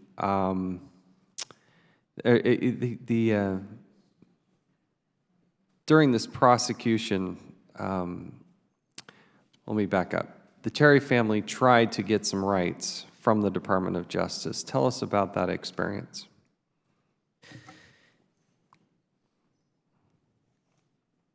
Chairman, it seems like every interaction with the Department of Justice became a battle. They fought and continue to fight every request, every attempt that we've made to gather information, to understand the aspects of why DOJ did what they did. It's been a contentious relationship, and that's why I said early on, no American family deserves to be treated like the Terrys were treated by their government, by their Attorney General. Now, everything was a battle and remains contentious to this day. The Department of Justice, in this case, argued that the family was, quote, was not directly or proximately harmed by the illegal purchase of the murdered weapon. The family does not meet the definition of a crime victim, end quote, was the position of the Department of Justice. I hope that the department is learning this lesson, and I can't imagine all the horror and things that you've gone through, then to be denied a status as a crime victim in this case is just, I just really, it's just so abhorrent. Mr. Dobson, tell us about your personal situation. You've had a list of so many, at one point I think you said something like the list of retaliation is so long you stop counting. It's almost too many pages to write.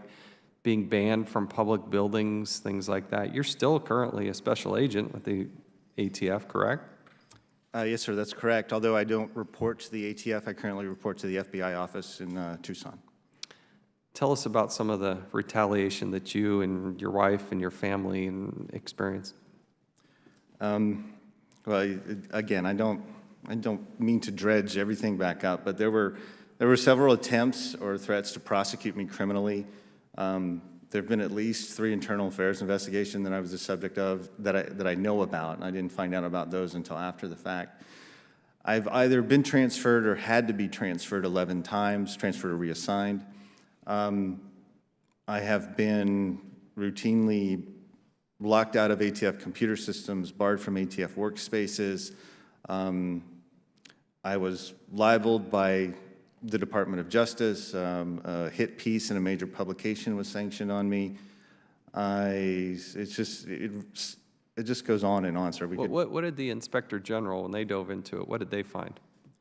I like to call the Inspector General's report issued on Fast and Furious, 512 pages of you should have listened to John Dodson, because it pretty much substantiates every allegation, everything that I said was occurring. How long, do you know how long they conducted this investigation? How many times did they interview you, that sort of thing? I interviewed initially once in Arizona, and then they interviewed me again here in D.C. on the actual Fast and Furious investigation. I want to say that it began in maybe January of 2011, and I think the report was issued September of 2012, if that sounds right. At one point, I was involved in, including Fast and Furious, 6 OIG investigations, 5 of which I was the victim of some form of retaliation or another on. And if I'm correct, 2 of those have yet to be completed or resolved by the OIG. And how many times have you been given a raise over the last 7 years? I only get the annual COLA adjustment that all federal employees get, sir, the cost of living. So you've had no other promotion? Maybe a mandatory step. You know, I'm a 13 mandatory, steps. no. Correct. Yeah.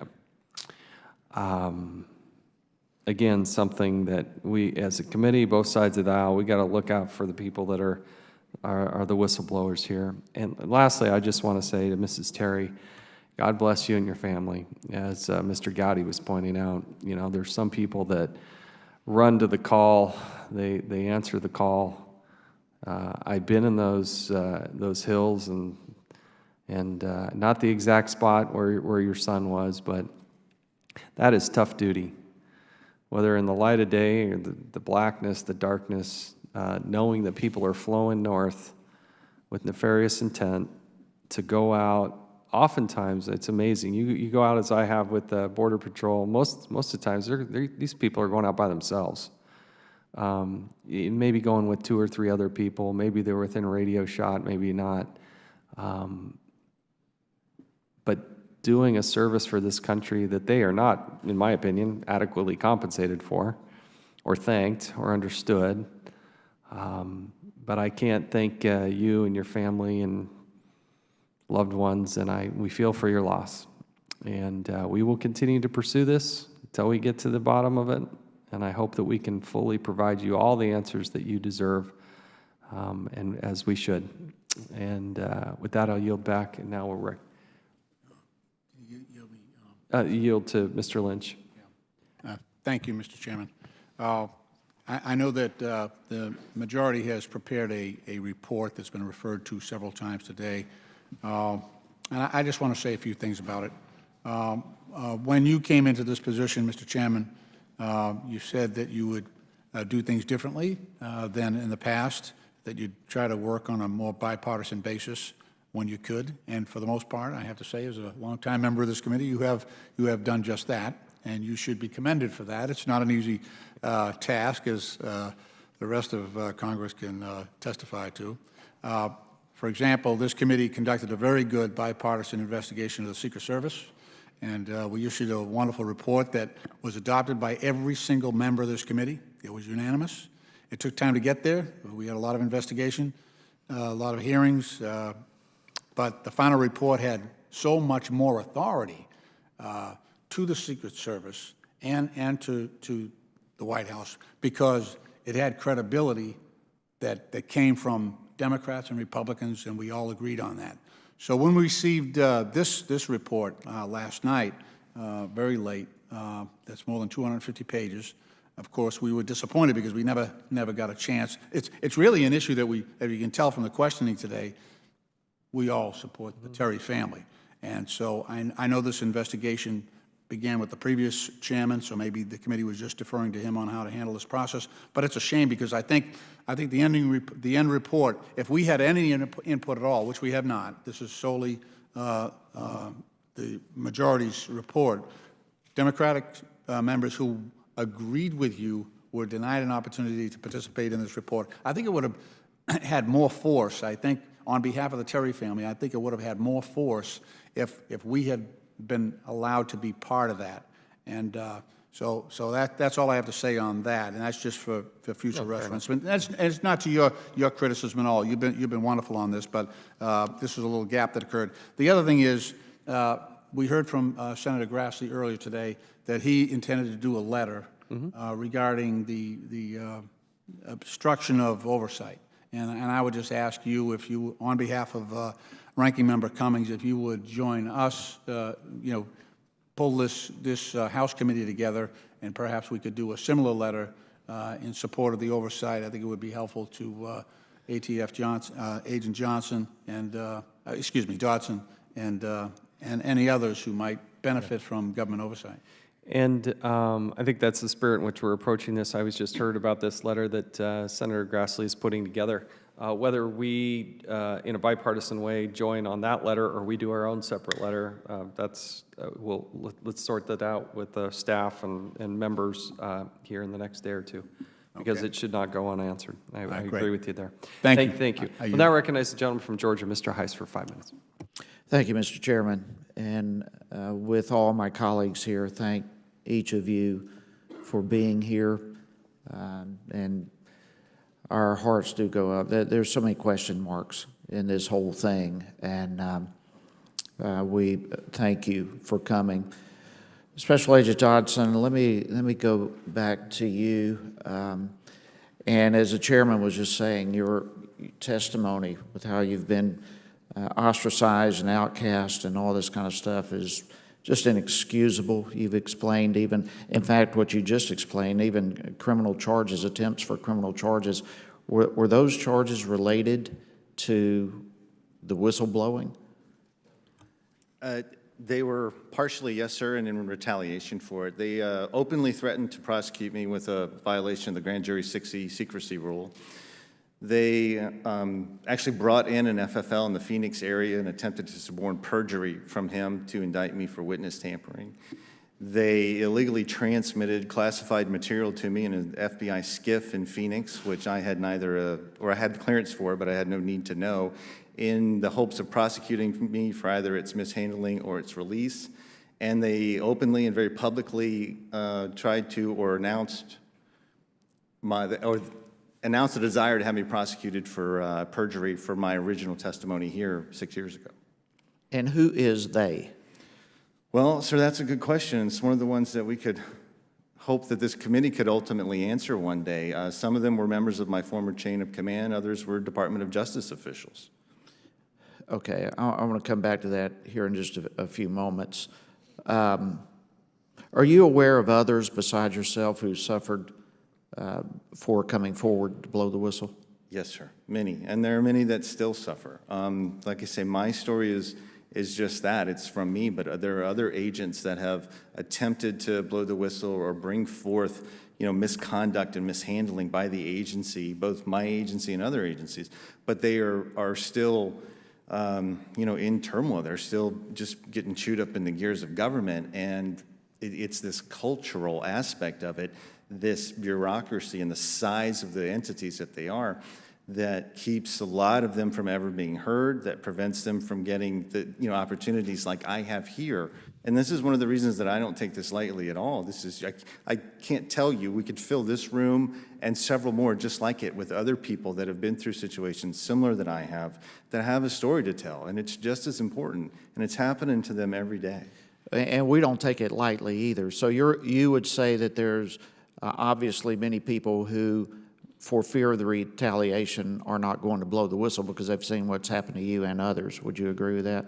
Yes, sir. And I can say I don't feel that anything, in any way, how ATF or Department of Justice handled me or my situation would give anyone the idea that whistleblowing is a favorable activity. Okay, so those who have been involved in whistleblower retaliation, are they still at the ATF? Yes, sir. There are a number of. Okay. Can you give us some names? Could I provide that in another format, sir? Yes. Okay. Do you know Bill Newell? Yes, sir. He was my former special agent in charge. Do you know where he is today? My understanding, he is assigned to the Salt Lake City office. All right, so still with ATF. Has he received promotions? I cannot say, sir. Do you know Dave Voth? He was my former supervisor on the strike force in Phoenix, yes, sir. And where is he today? I believe he is in Minnesota. Hope McAllister? Yes, sir. She was the case agent involved in Fast and Furious. And where is she? She's still in Phoenix. Do you know that the ATF's Professional Review Board recommended that Newell be fired and that both Voth and McAllister be disciplined? I had heard that, yes, sir. I don't know it firsthand, but I'm aware of that. Are you aware of any discipline? That obviously Newell was not fired. He's still working. That's to my understanding, yes, sir. Would you provide a list of others who are involved in this? I can, yes, sir. Mr. Chairman, I think it's a part of our responsibility to find out why Mr. Newell was not fired, and whether or not there was any discipline directed towards Voth or McAllister, and if not, why not? I think these people and others that Special Agent Dodson will provide for us need to be held accountable to the full extent. And I would just ask, Mr. Chairman, that we follow this as closely as we can, and we see to it that justice is done, and that those who are responsible for this are held accountable. I yield back. Thank you, gentlemen. I'll now recognize myself for 5 minutes for some questions. And I'm going to cover a little different territory. Mr. Dodson, Agent Dodson, obviously the goal was to trace these firearms once they were entered into Mexico, and a number of them were recovered at crime scenes. Were any of the firearms actually traced to a crime scene?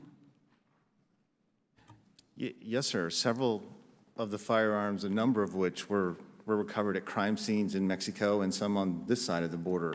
And you have to understand that the tracing aspect that you're referring to, to trace these firearms, that the definition of that is letting them be purchased, or actually facilitating it, allowing it to happen, and going home and waiting for the crime to occur where they're recovered and ultimately submitted back to the tracing system. What happened in the interim, we had no idea about. There was no full-time surveillance. There was nothing that rendered those weapons, unfireable or non-operable. And I've pointed this out before, that one of the most striking things in all of this is we're only going to recover that weapon in the last crime that it's used in. All right? How many violent incidences occurred with, utilizing that firearm between the time it was purchased and the time it was ultimately recovered and traced, we have no measure of at all. I asked that question because there were two particularly egregious incidences where weapons traced back to Fast and Furious were used in crimes. One was in September 2nd of 2009, in which 18 people were killed. Another in Juarez, Mexico. And another one was January 30th, 2010, at a birthday party, about 60 teenagers. They killed 14, wounded I don't know how many, shot a lady down, a neighbor, and a couple other young people. And the weapons used there included weapons from Fast and Furious. Are you aware of that? Yes, sir, I am. And also, I'm aware of several other incidents where they were recovered. But what I think is important to point out is that DOJ and ATF have refused to provide the entirety of that information. These are the crimes, the atrocities that we know of.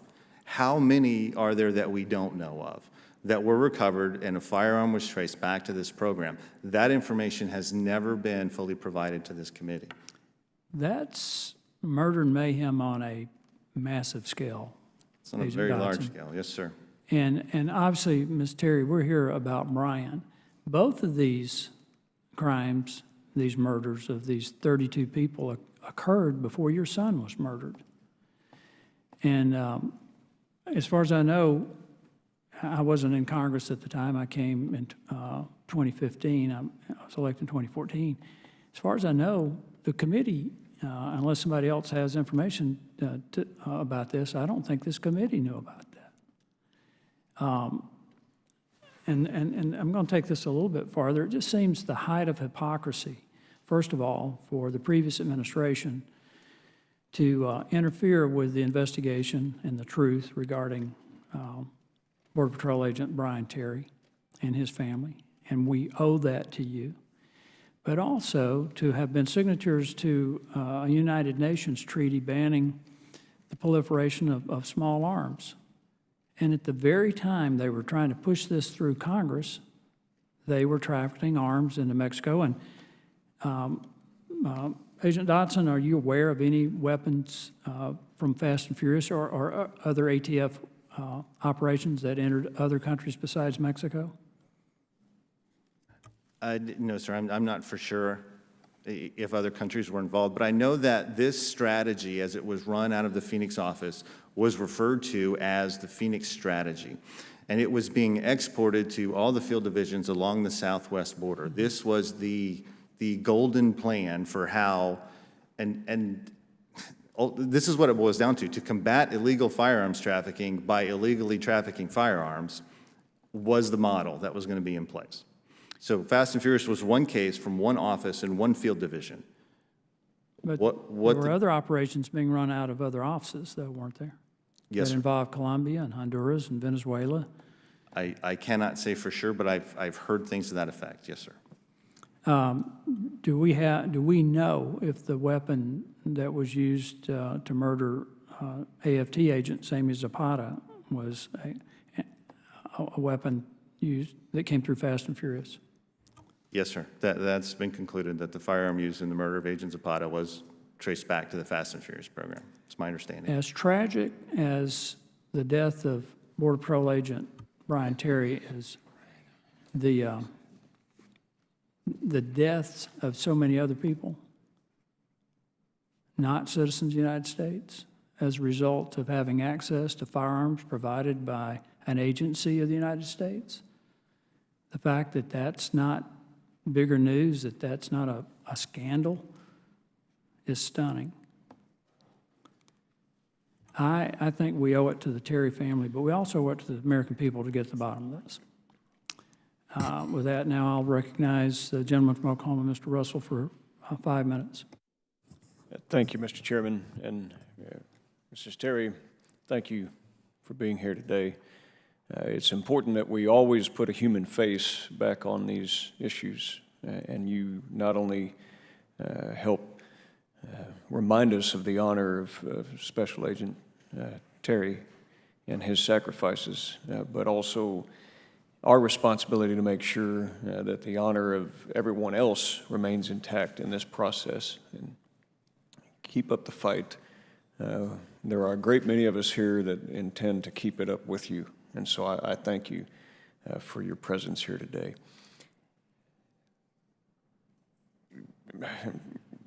Agent Dotson, you had mentioned in the comments and questions from Representative Gowdy that the strategy made no sense, and I would certainly agree with that.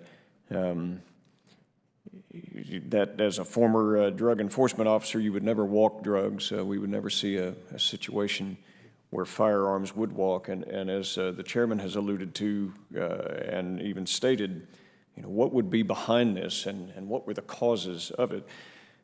My instincts tell me that much like planting a gun at a crime scene to try to affect an outcome that really isn't the real story, the administration at the time seemed set on planting an idea that firearms from the United States and their seemingly unregulated flow and ease of purchase were posing a danger to the drug war and border security as a whole. This in turn would set conditions to manipulate public opinion to restrict firearms ownership and their purchase by American citizens. I think that's the real story that unfortunately so many have been caught up in, to include you, your service, Agent Terry, Agent Zapata, others that were caught up in this, not to mention Mexican citizens and children that were gunned down. That's the egregious thing. That's why there is so much protection of this, even to this day, that the United States of America would try to manipulate through walking of guns and planting, in essence, a gun at a crime scene to go after something else. And I understand your difficulty in it, and in fact, you strike me as not only a very dutiful man, but a humble man, and you're not here to finger point, and I appreciate that. Having served over 2 decades in uniform myself, I understand that. But you have an opportunity also to help us get at who should be held accountable. The honor of Agent Terry is intact. Nothing will ever change that. But the honor of the family, and by extension of the ATF and its reputation as a whole, is not intact, because the family's not being treated as the victims that you clearly are. And at the same time, the ATF comes under continued suspicion. With good accounting, then, all the way back to the first decade in the 1800s, when we decided to do oversight, this is exactly the type of thing that American citizens expect that we do. And so, in your view, are there people clearly accountable for these actions?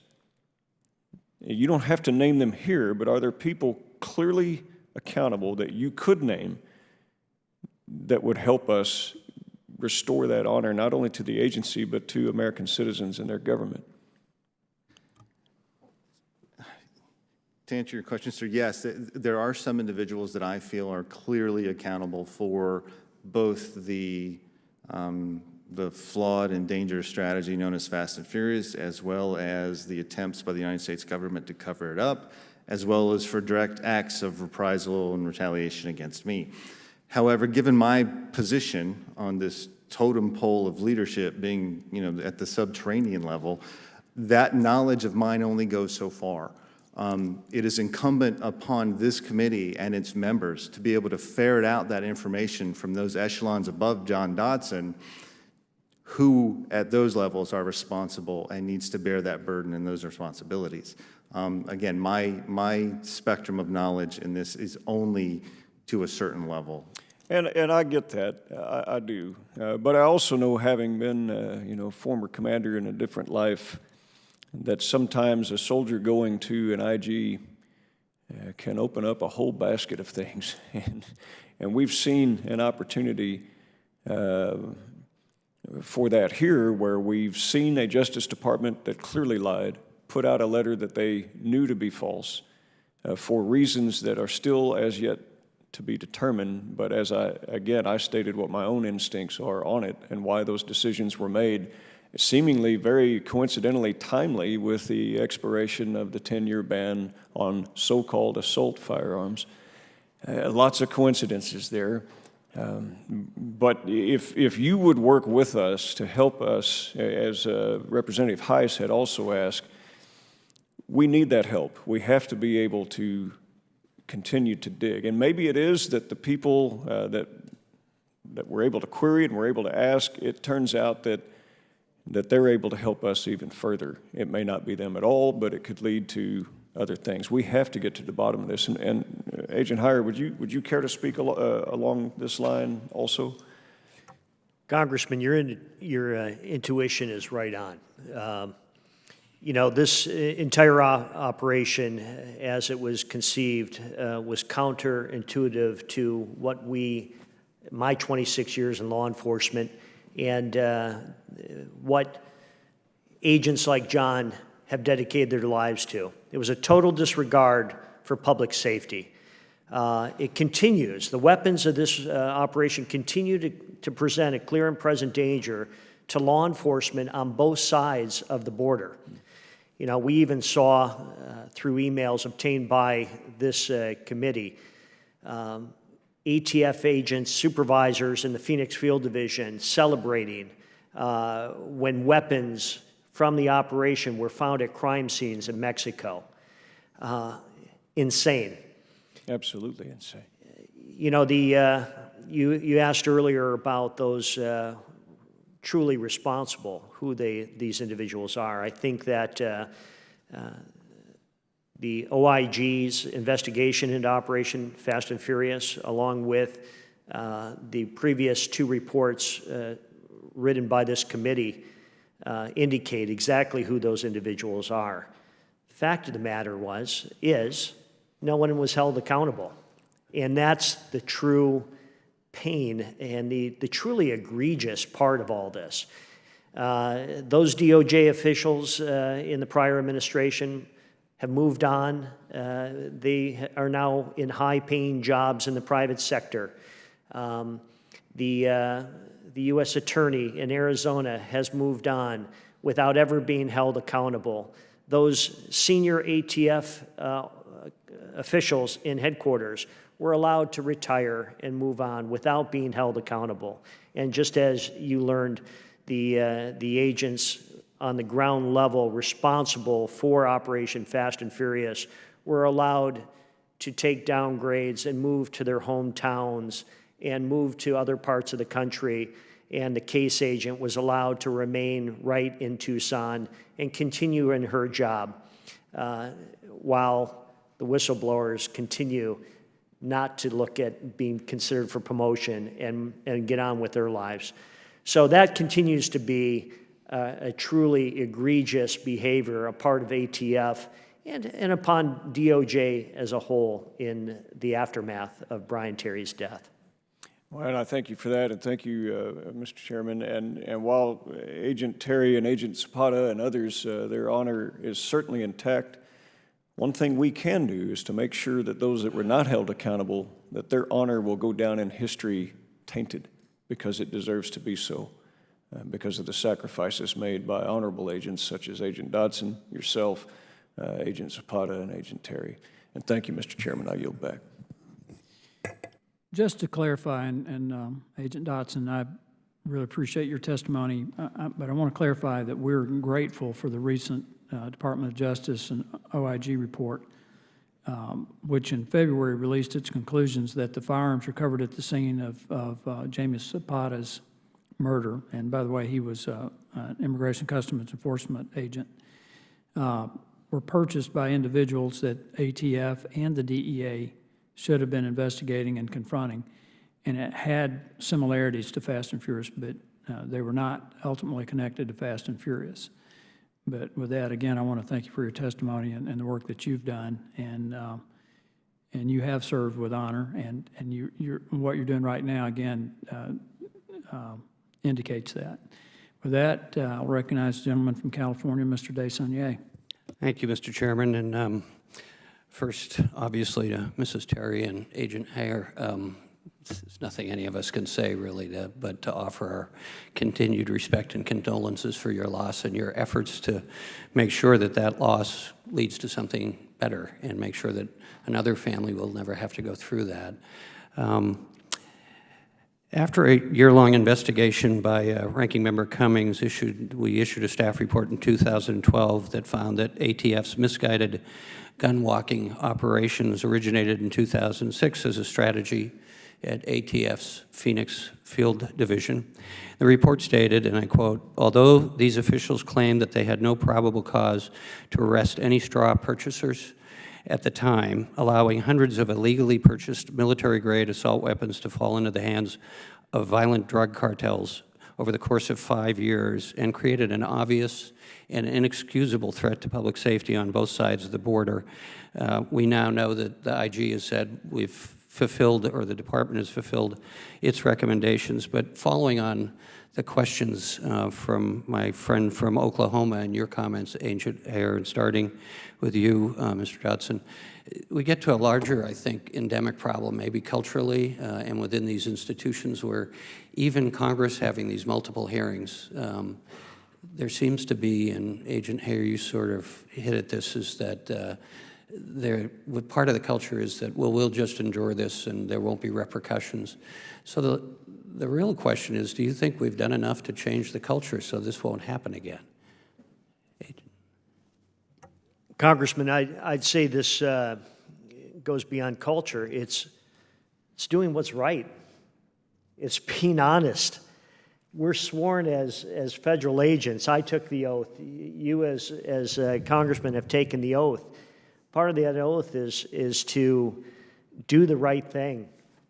And there are so many examples of officials in ATF, the Department of Justice, and U.S. Attorney's Office that were involved in Operation Fast and Furious that did not do the right thing, especially after Brian Terry's murder. That's the egregious part. And it goes beyond culture. It's basic integrity. And that's what was lacking by so many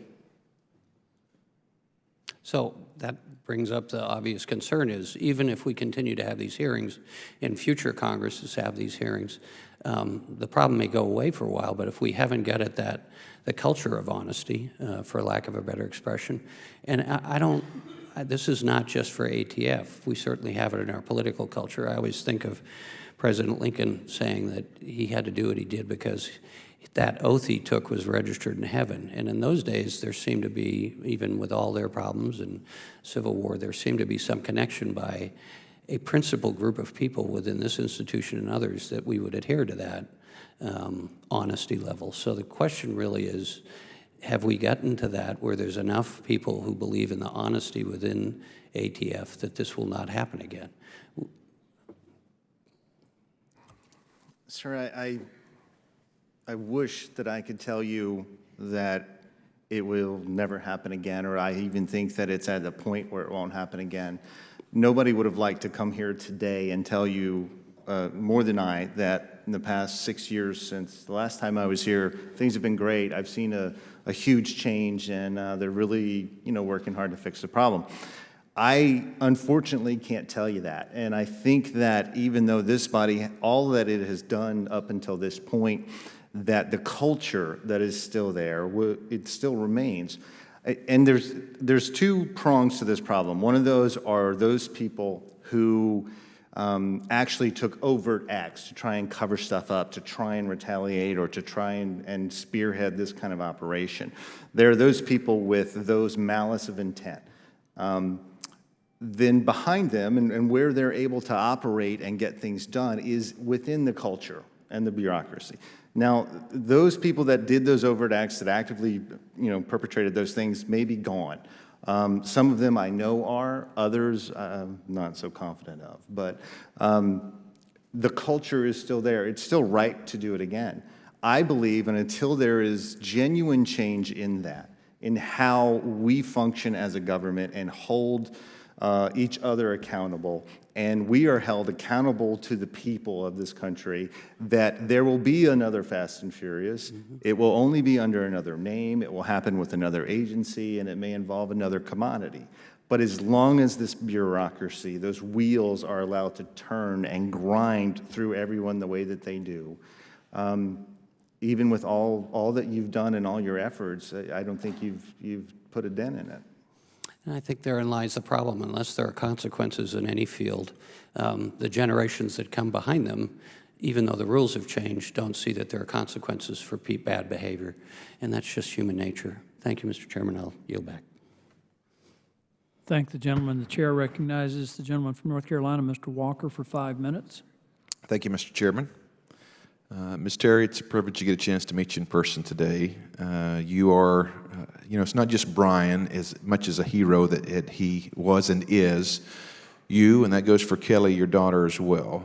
Even living miles apart, I can only imagine the expense, the toil that has been on your family.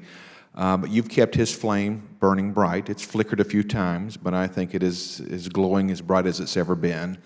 Thank you and Mr. Heyer and all of those who have just bulldogged this thing where you refuse, Special Agent Dodson as well, that you refuse to allow injustice to continue to permeate even in the halls of this government. And so I'm grateful for that. I appreciate that. I'm saddened that the former administration, President Obama included, would work so hard with executive privilege to keep many of these documents sealed, whether it was either for the incompetence of the Department of Justice, who did not even think about or refuse to allow our Mexican counterparts in law enforcement know that we are providing automatic weapons and such to drug cartels, would be something that most of us would look at as far as a common sense standpoint. I just feel like the previous Department of Justice owes more to the American people, but specifically to the Terry family and these many other families who have gone through such tragic loss. But it goes without saying that what you are doing continues to celebrate the life of your son, and I think that you are willing, you and your family, to carry what it sometimes, I can only imagine, is quite a heavy load. I've got a couple questions, just real short. I probably won't even use the full component of my time, but Special Agent Dodson, Is there anything Congress can do to help whistleblowers come forward to expose failings like Fast and Furious? If you could say, here's one or two things that I would recommend, having gone through this journey, here's what Congress could do to help. Sir, I think there's a lot that could be done, but it's going to be like a pretty long and hard road. But you guys are already doing a lot. I want you to understand that. Please don't take anything I say away from that. The fact that people know that there are bodies, there are committees like this with staffers like you guys have here, that, you know, Tristan and Castor, that I know personally, and I'm sure there are others.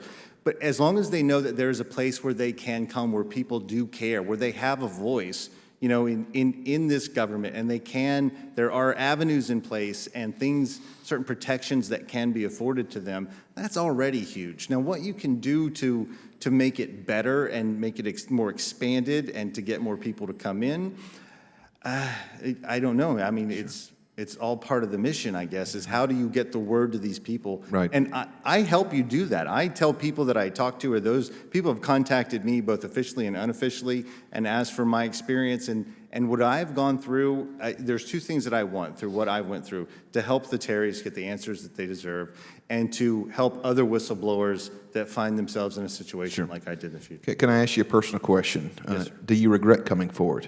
Do I regret? No, sir. It's like I don't regret coming forward at all. I just did my job. I did what I thought I was supposed to do, what was expected of me. How do you have a regret for that? Sure. Well, then let me follow up with this question. If there's anything that you could do differently, and looking back, if you started this process from the beginning, what would you do differently? Well, sir, given given what I know now and the current political climate, I would maybe look for a way to blame it on the Russians, because that would guarantee bipartisan, and it would get the major news media looking into it and asking the hard questions. But absent of that, I would say, look, I didn't do everything right. I made some mistakes. I made some decisions out of fear and anger, because there were times that I was very scared and times that I was very upset. Some of those things I would do differently, but because I was fortunate enough to land somehow with Senator Grassley's staffers at that time, and ultimately over here in the committee,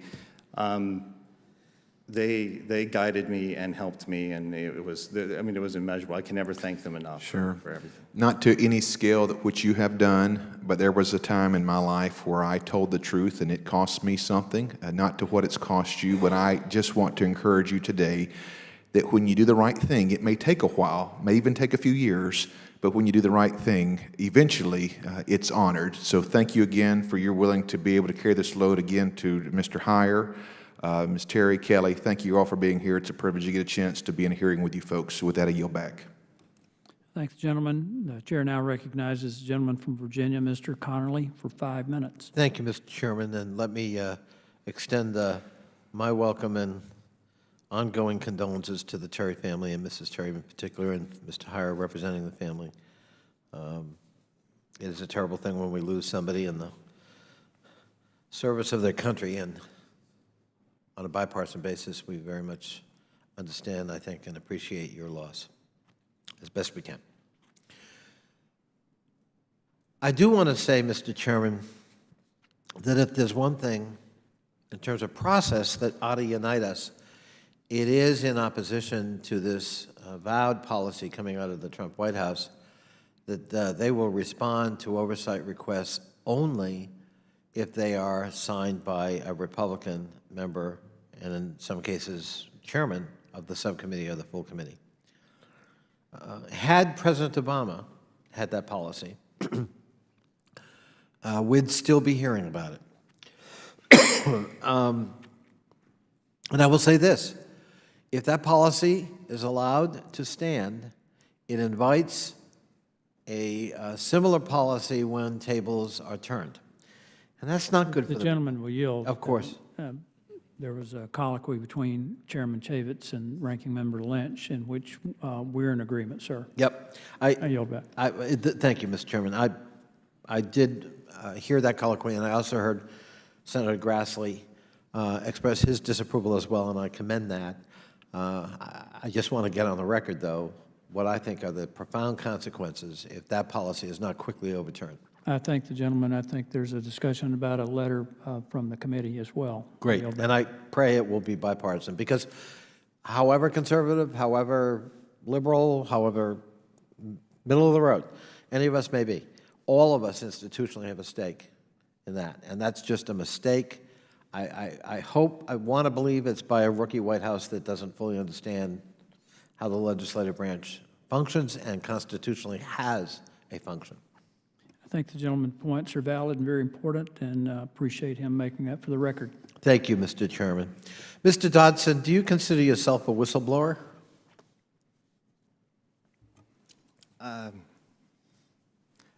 I use that term to describe myself sometimes and what I did, only because I lack another term to describe it.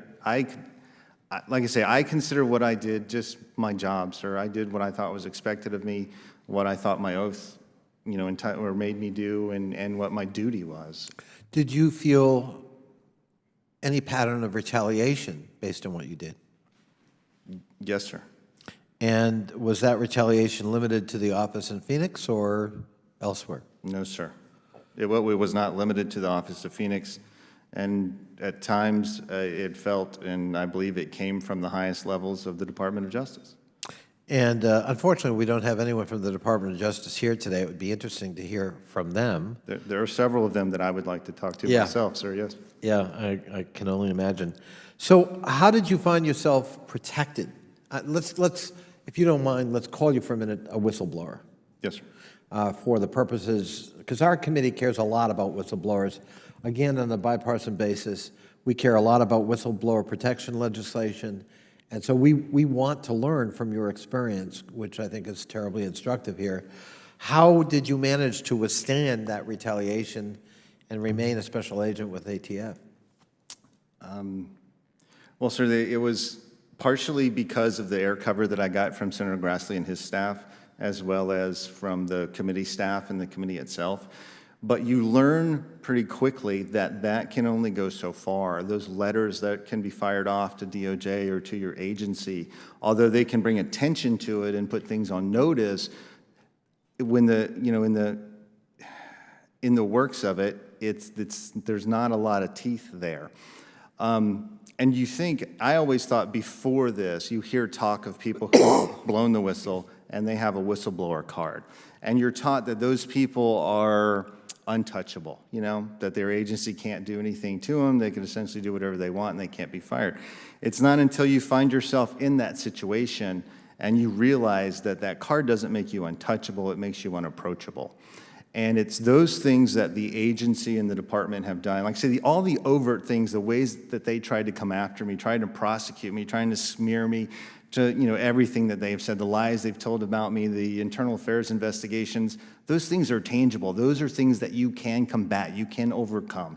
It's that alienation, that ostracization that you can't. When people simply won't talk to you, won't work with you, won't deal with you, you cannot make them. You can't force that issue, and you're on your own. Yeah, and I think one of the things implied in what you just said, too, is you had the intestinal fortitude to stand up to that and fight back. Not everybody has that kind of stamina or constitutional makeup, and so they can become victims of that kind of retaliation, even though they were trying to do the right thing. And I think we'd welcome your reflections on, you had the protection of a member of Congress, and that's good. But that's not going to be available to everybody in various and sundry circumstances. The question is, how can we create a legislative framework that protects people who want to do the right thing, even if it's unpopular within their agency or division? My time is up, and I thank you very much for your testimony. Thank you, Mr. Chairman. Thanks, gentlemen. The chair now recognizes the gentleman from Wisconsin, Mr. Grothman, for 5 minutes. Yeah, we really haven't gotten into a lot how this happened in the first place or what the motive would be for the U.S. government to try to get United States automatic weapons in the hands of Mexican drug cartels. And it's very horrible what happened to Brian Terry. I would suppose, given the zeal with which they were pursuing this, I suppose there are a variety of Mexican individuals who wound up unknown Mexican individuals who wound up being killed today as the result of the actions of the United States government. Do you think that's accurate? Say, Mr. Heyer? I think that's a fair assumption. Yeah, has the Obama administration or anybody connected with that administration apologized to the Mexican government for trying to get automatic weapons down to the Mexican drug cartels, as far as you're aware? Not that I'm aware of. Oh, my goodness. Well, somebody ought to apologize to them. Do you know, because you've followed this as much as anybody, Mr. Heyer, what would be the motivation to try to get American automatic weapons in the hands of drug cartels? Why was it why did some people in the American government think it was in our interest to make sure the Mexican drug cartels were armed to the teeth? Well, as I understand it, there were different ideas. From the Phoenix Field Division, their goal, as I understand it, were to ultimately be able to take down a Mexican drug cartel, the leadership of the cartel. How that was supposed to happen, I really don't know. All we knew was the first part. They were going to let weapons walk to straw buyers working for the cartel. In the bigger picture, with respect to the previous administration, I don't know. Was it to build some sort of apprehension to automatic weapons? To strengthen gun laws? I don't know. Yeah, I mean, people out there throw around the idea that the hatred of the Second Amendment was so great in the prior administration that they wanted, you know, people killed with they wanted to look like we had a crisis of automatic weapons here in the United States. Now, Eric Holder certainly was not very helpful to this group. We held him contempt in Congress. Could you just in general give us your opinion of the degree to which Eric Holder tried to help this investigation and the degree to which he tried to stand in the way of finding out what was really going on here? Well, I spoke earlier about our frustration in every aspect in dealing with the Department of Justice, and that continued not only with Eric Holder, but his predecessor. Letters went unanswered, requests for information went unanswered, and again, so it appears that he really didn't want to get to the bottom. He was willing to cover up. Well, when it came to the Terry family, I believe they saw us as a nuisance. Okay. I mean, if, you know, I would think most people, if they were president, you know, then they would get involved and say, hey, I got a real problem here. Did you see the Obama administration step up and do anything about this? Again, nothing. You know, we really felt like we were on our own, and with the exception of this committee and the really providing the only information beyond what journalists were providing. That was our sole source of accurate information with regard to Brian's death and the circumstances around his death. Okay, now we should see what happened to Eric Holder here. I was just kind of Googling him, and maybe you know what's going on. It looks like after he left public service, he was rewarded by working at Covington and Burling, a very, you know, top of the line, I don't know what his compensation is there, but top of the line kind of liberal leaning law firm here in Washington. Does that bother you when you see people like Special Agent Dodson, his career kind of stalls because he cares about the people and cares about the future of this country, but somebody who, you know, gets in the way of this investigation, such a big problem, is rewarded by the left-leaning establishment here in town by getting a job with a big law firm? Well, it's not only just the rewards, it was the lack of accountability. And I spoke earlier today about the numerous officials that were allowed to leave their positions within top DOJ positions that were able to leave and move into the private sector, just like Lanny Brewer, just like Eric Holder. It was the lack of holding individuals accountable, like those senior ATF headquartered individuals that were allowed to retire with full pensions. Okay, just one other thing, and I know I'm a little bit older. I just hope this committee and whoever the new committee chairman is does what they can to make sure this is written in the history books. You know, sometimes, you know, they say the winners write the history books, and sometimes horrific things happen, and they just disappear into the ether, and future generations will never know about it. I mean, to me, the Fast and Furious scandal, this should be something, you know, actually worse than Teapot Dome. I mean, you know, this should be one of the greatest scandals in American history, and I hope this committee does all they can so that people in the future always know the name of Eric Holder and know how little was done by this administration after they participated, for whatever motivation, in trying to get automatic weapons in the hands of the drug cartels. I'd like to thank you, Mrs. Terry, for showing up. I'd like to thank you, Special Agent Dodson. I mean, I know you're, I'm sure, financially not as well off as you'd be if you had just, you know, kept your head down and shut up and da-da-da-da-da. But of course, I'm sure your reward is greater because, you know, you're on the side of the angels as opposed to a lot of those other people who are just grabbing the cash. Thanks much. I thank the gentleman. I would like to thank our witnesses for taking time to appear for us, before us today, and particularly you, all three of you were here 6 years ago. Ms. Terry, your strength and stamina and your commitment to your son's memory and seeking justice for him is inspiring. We continue to grieve with you, but at the same time, I want you to know that we deeply appreciate the service of Brian Terry and how you've honored that service. And in holding this hearing, I hope at some point that you will feel like he's been honored by the United States government. Mr. Heyer, appreciate your coming again, and Mr. Dodson, Agent Dodson, for your testimony and your diligence in trying to shed light on some problems that should have been resolved, frankly, years ago. If there are no further business, without objection, the committee stands adjourned.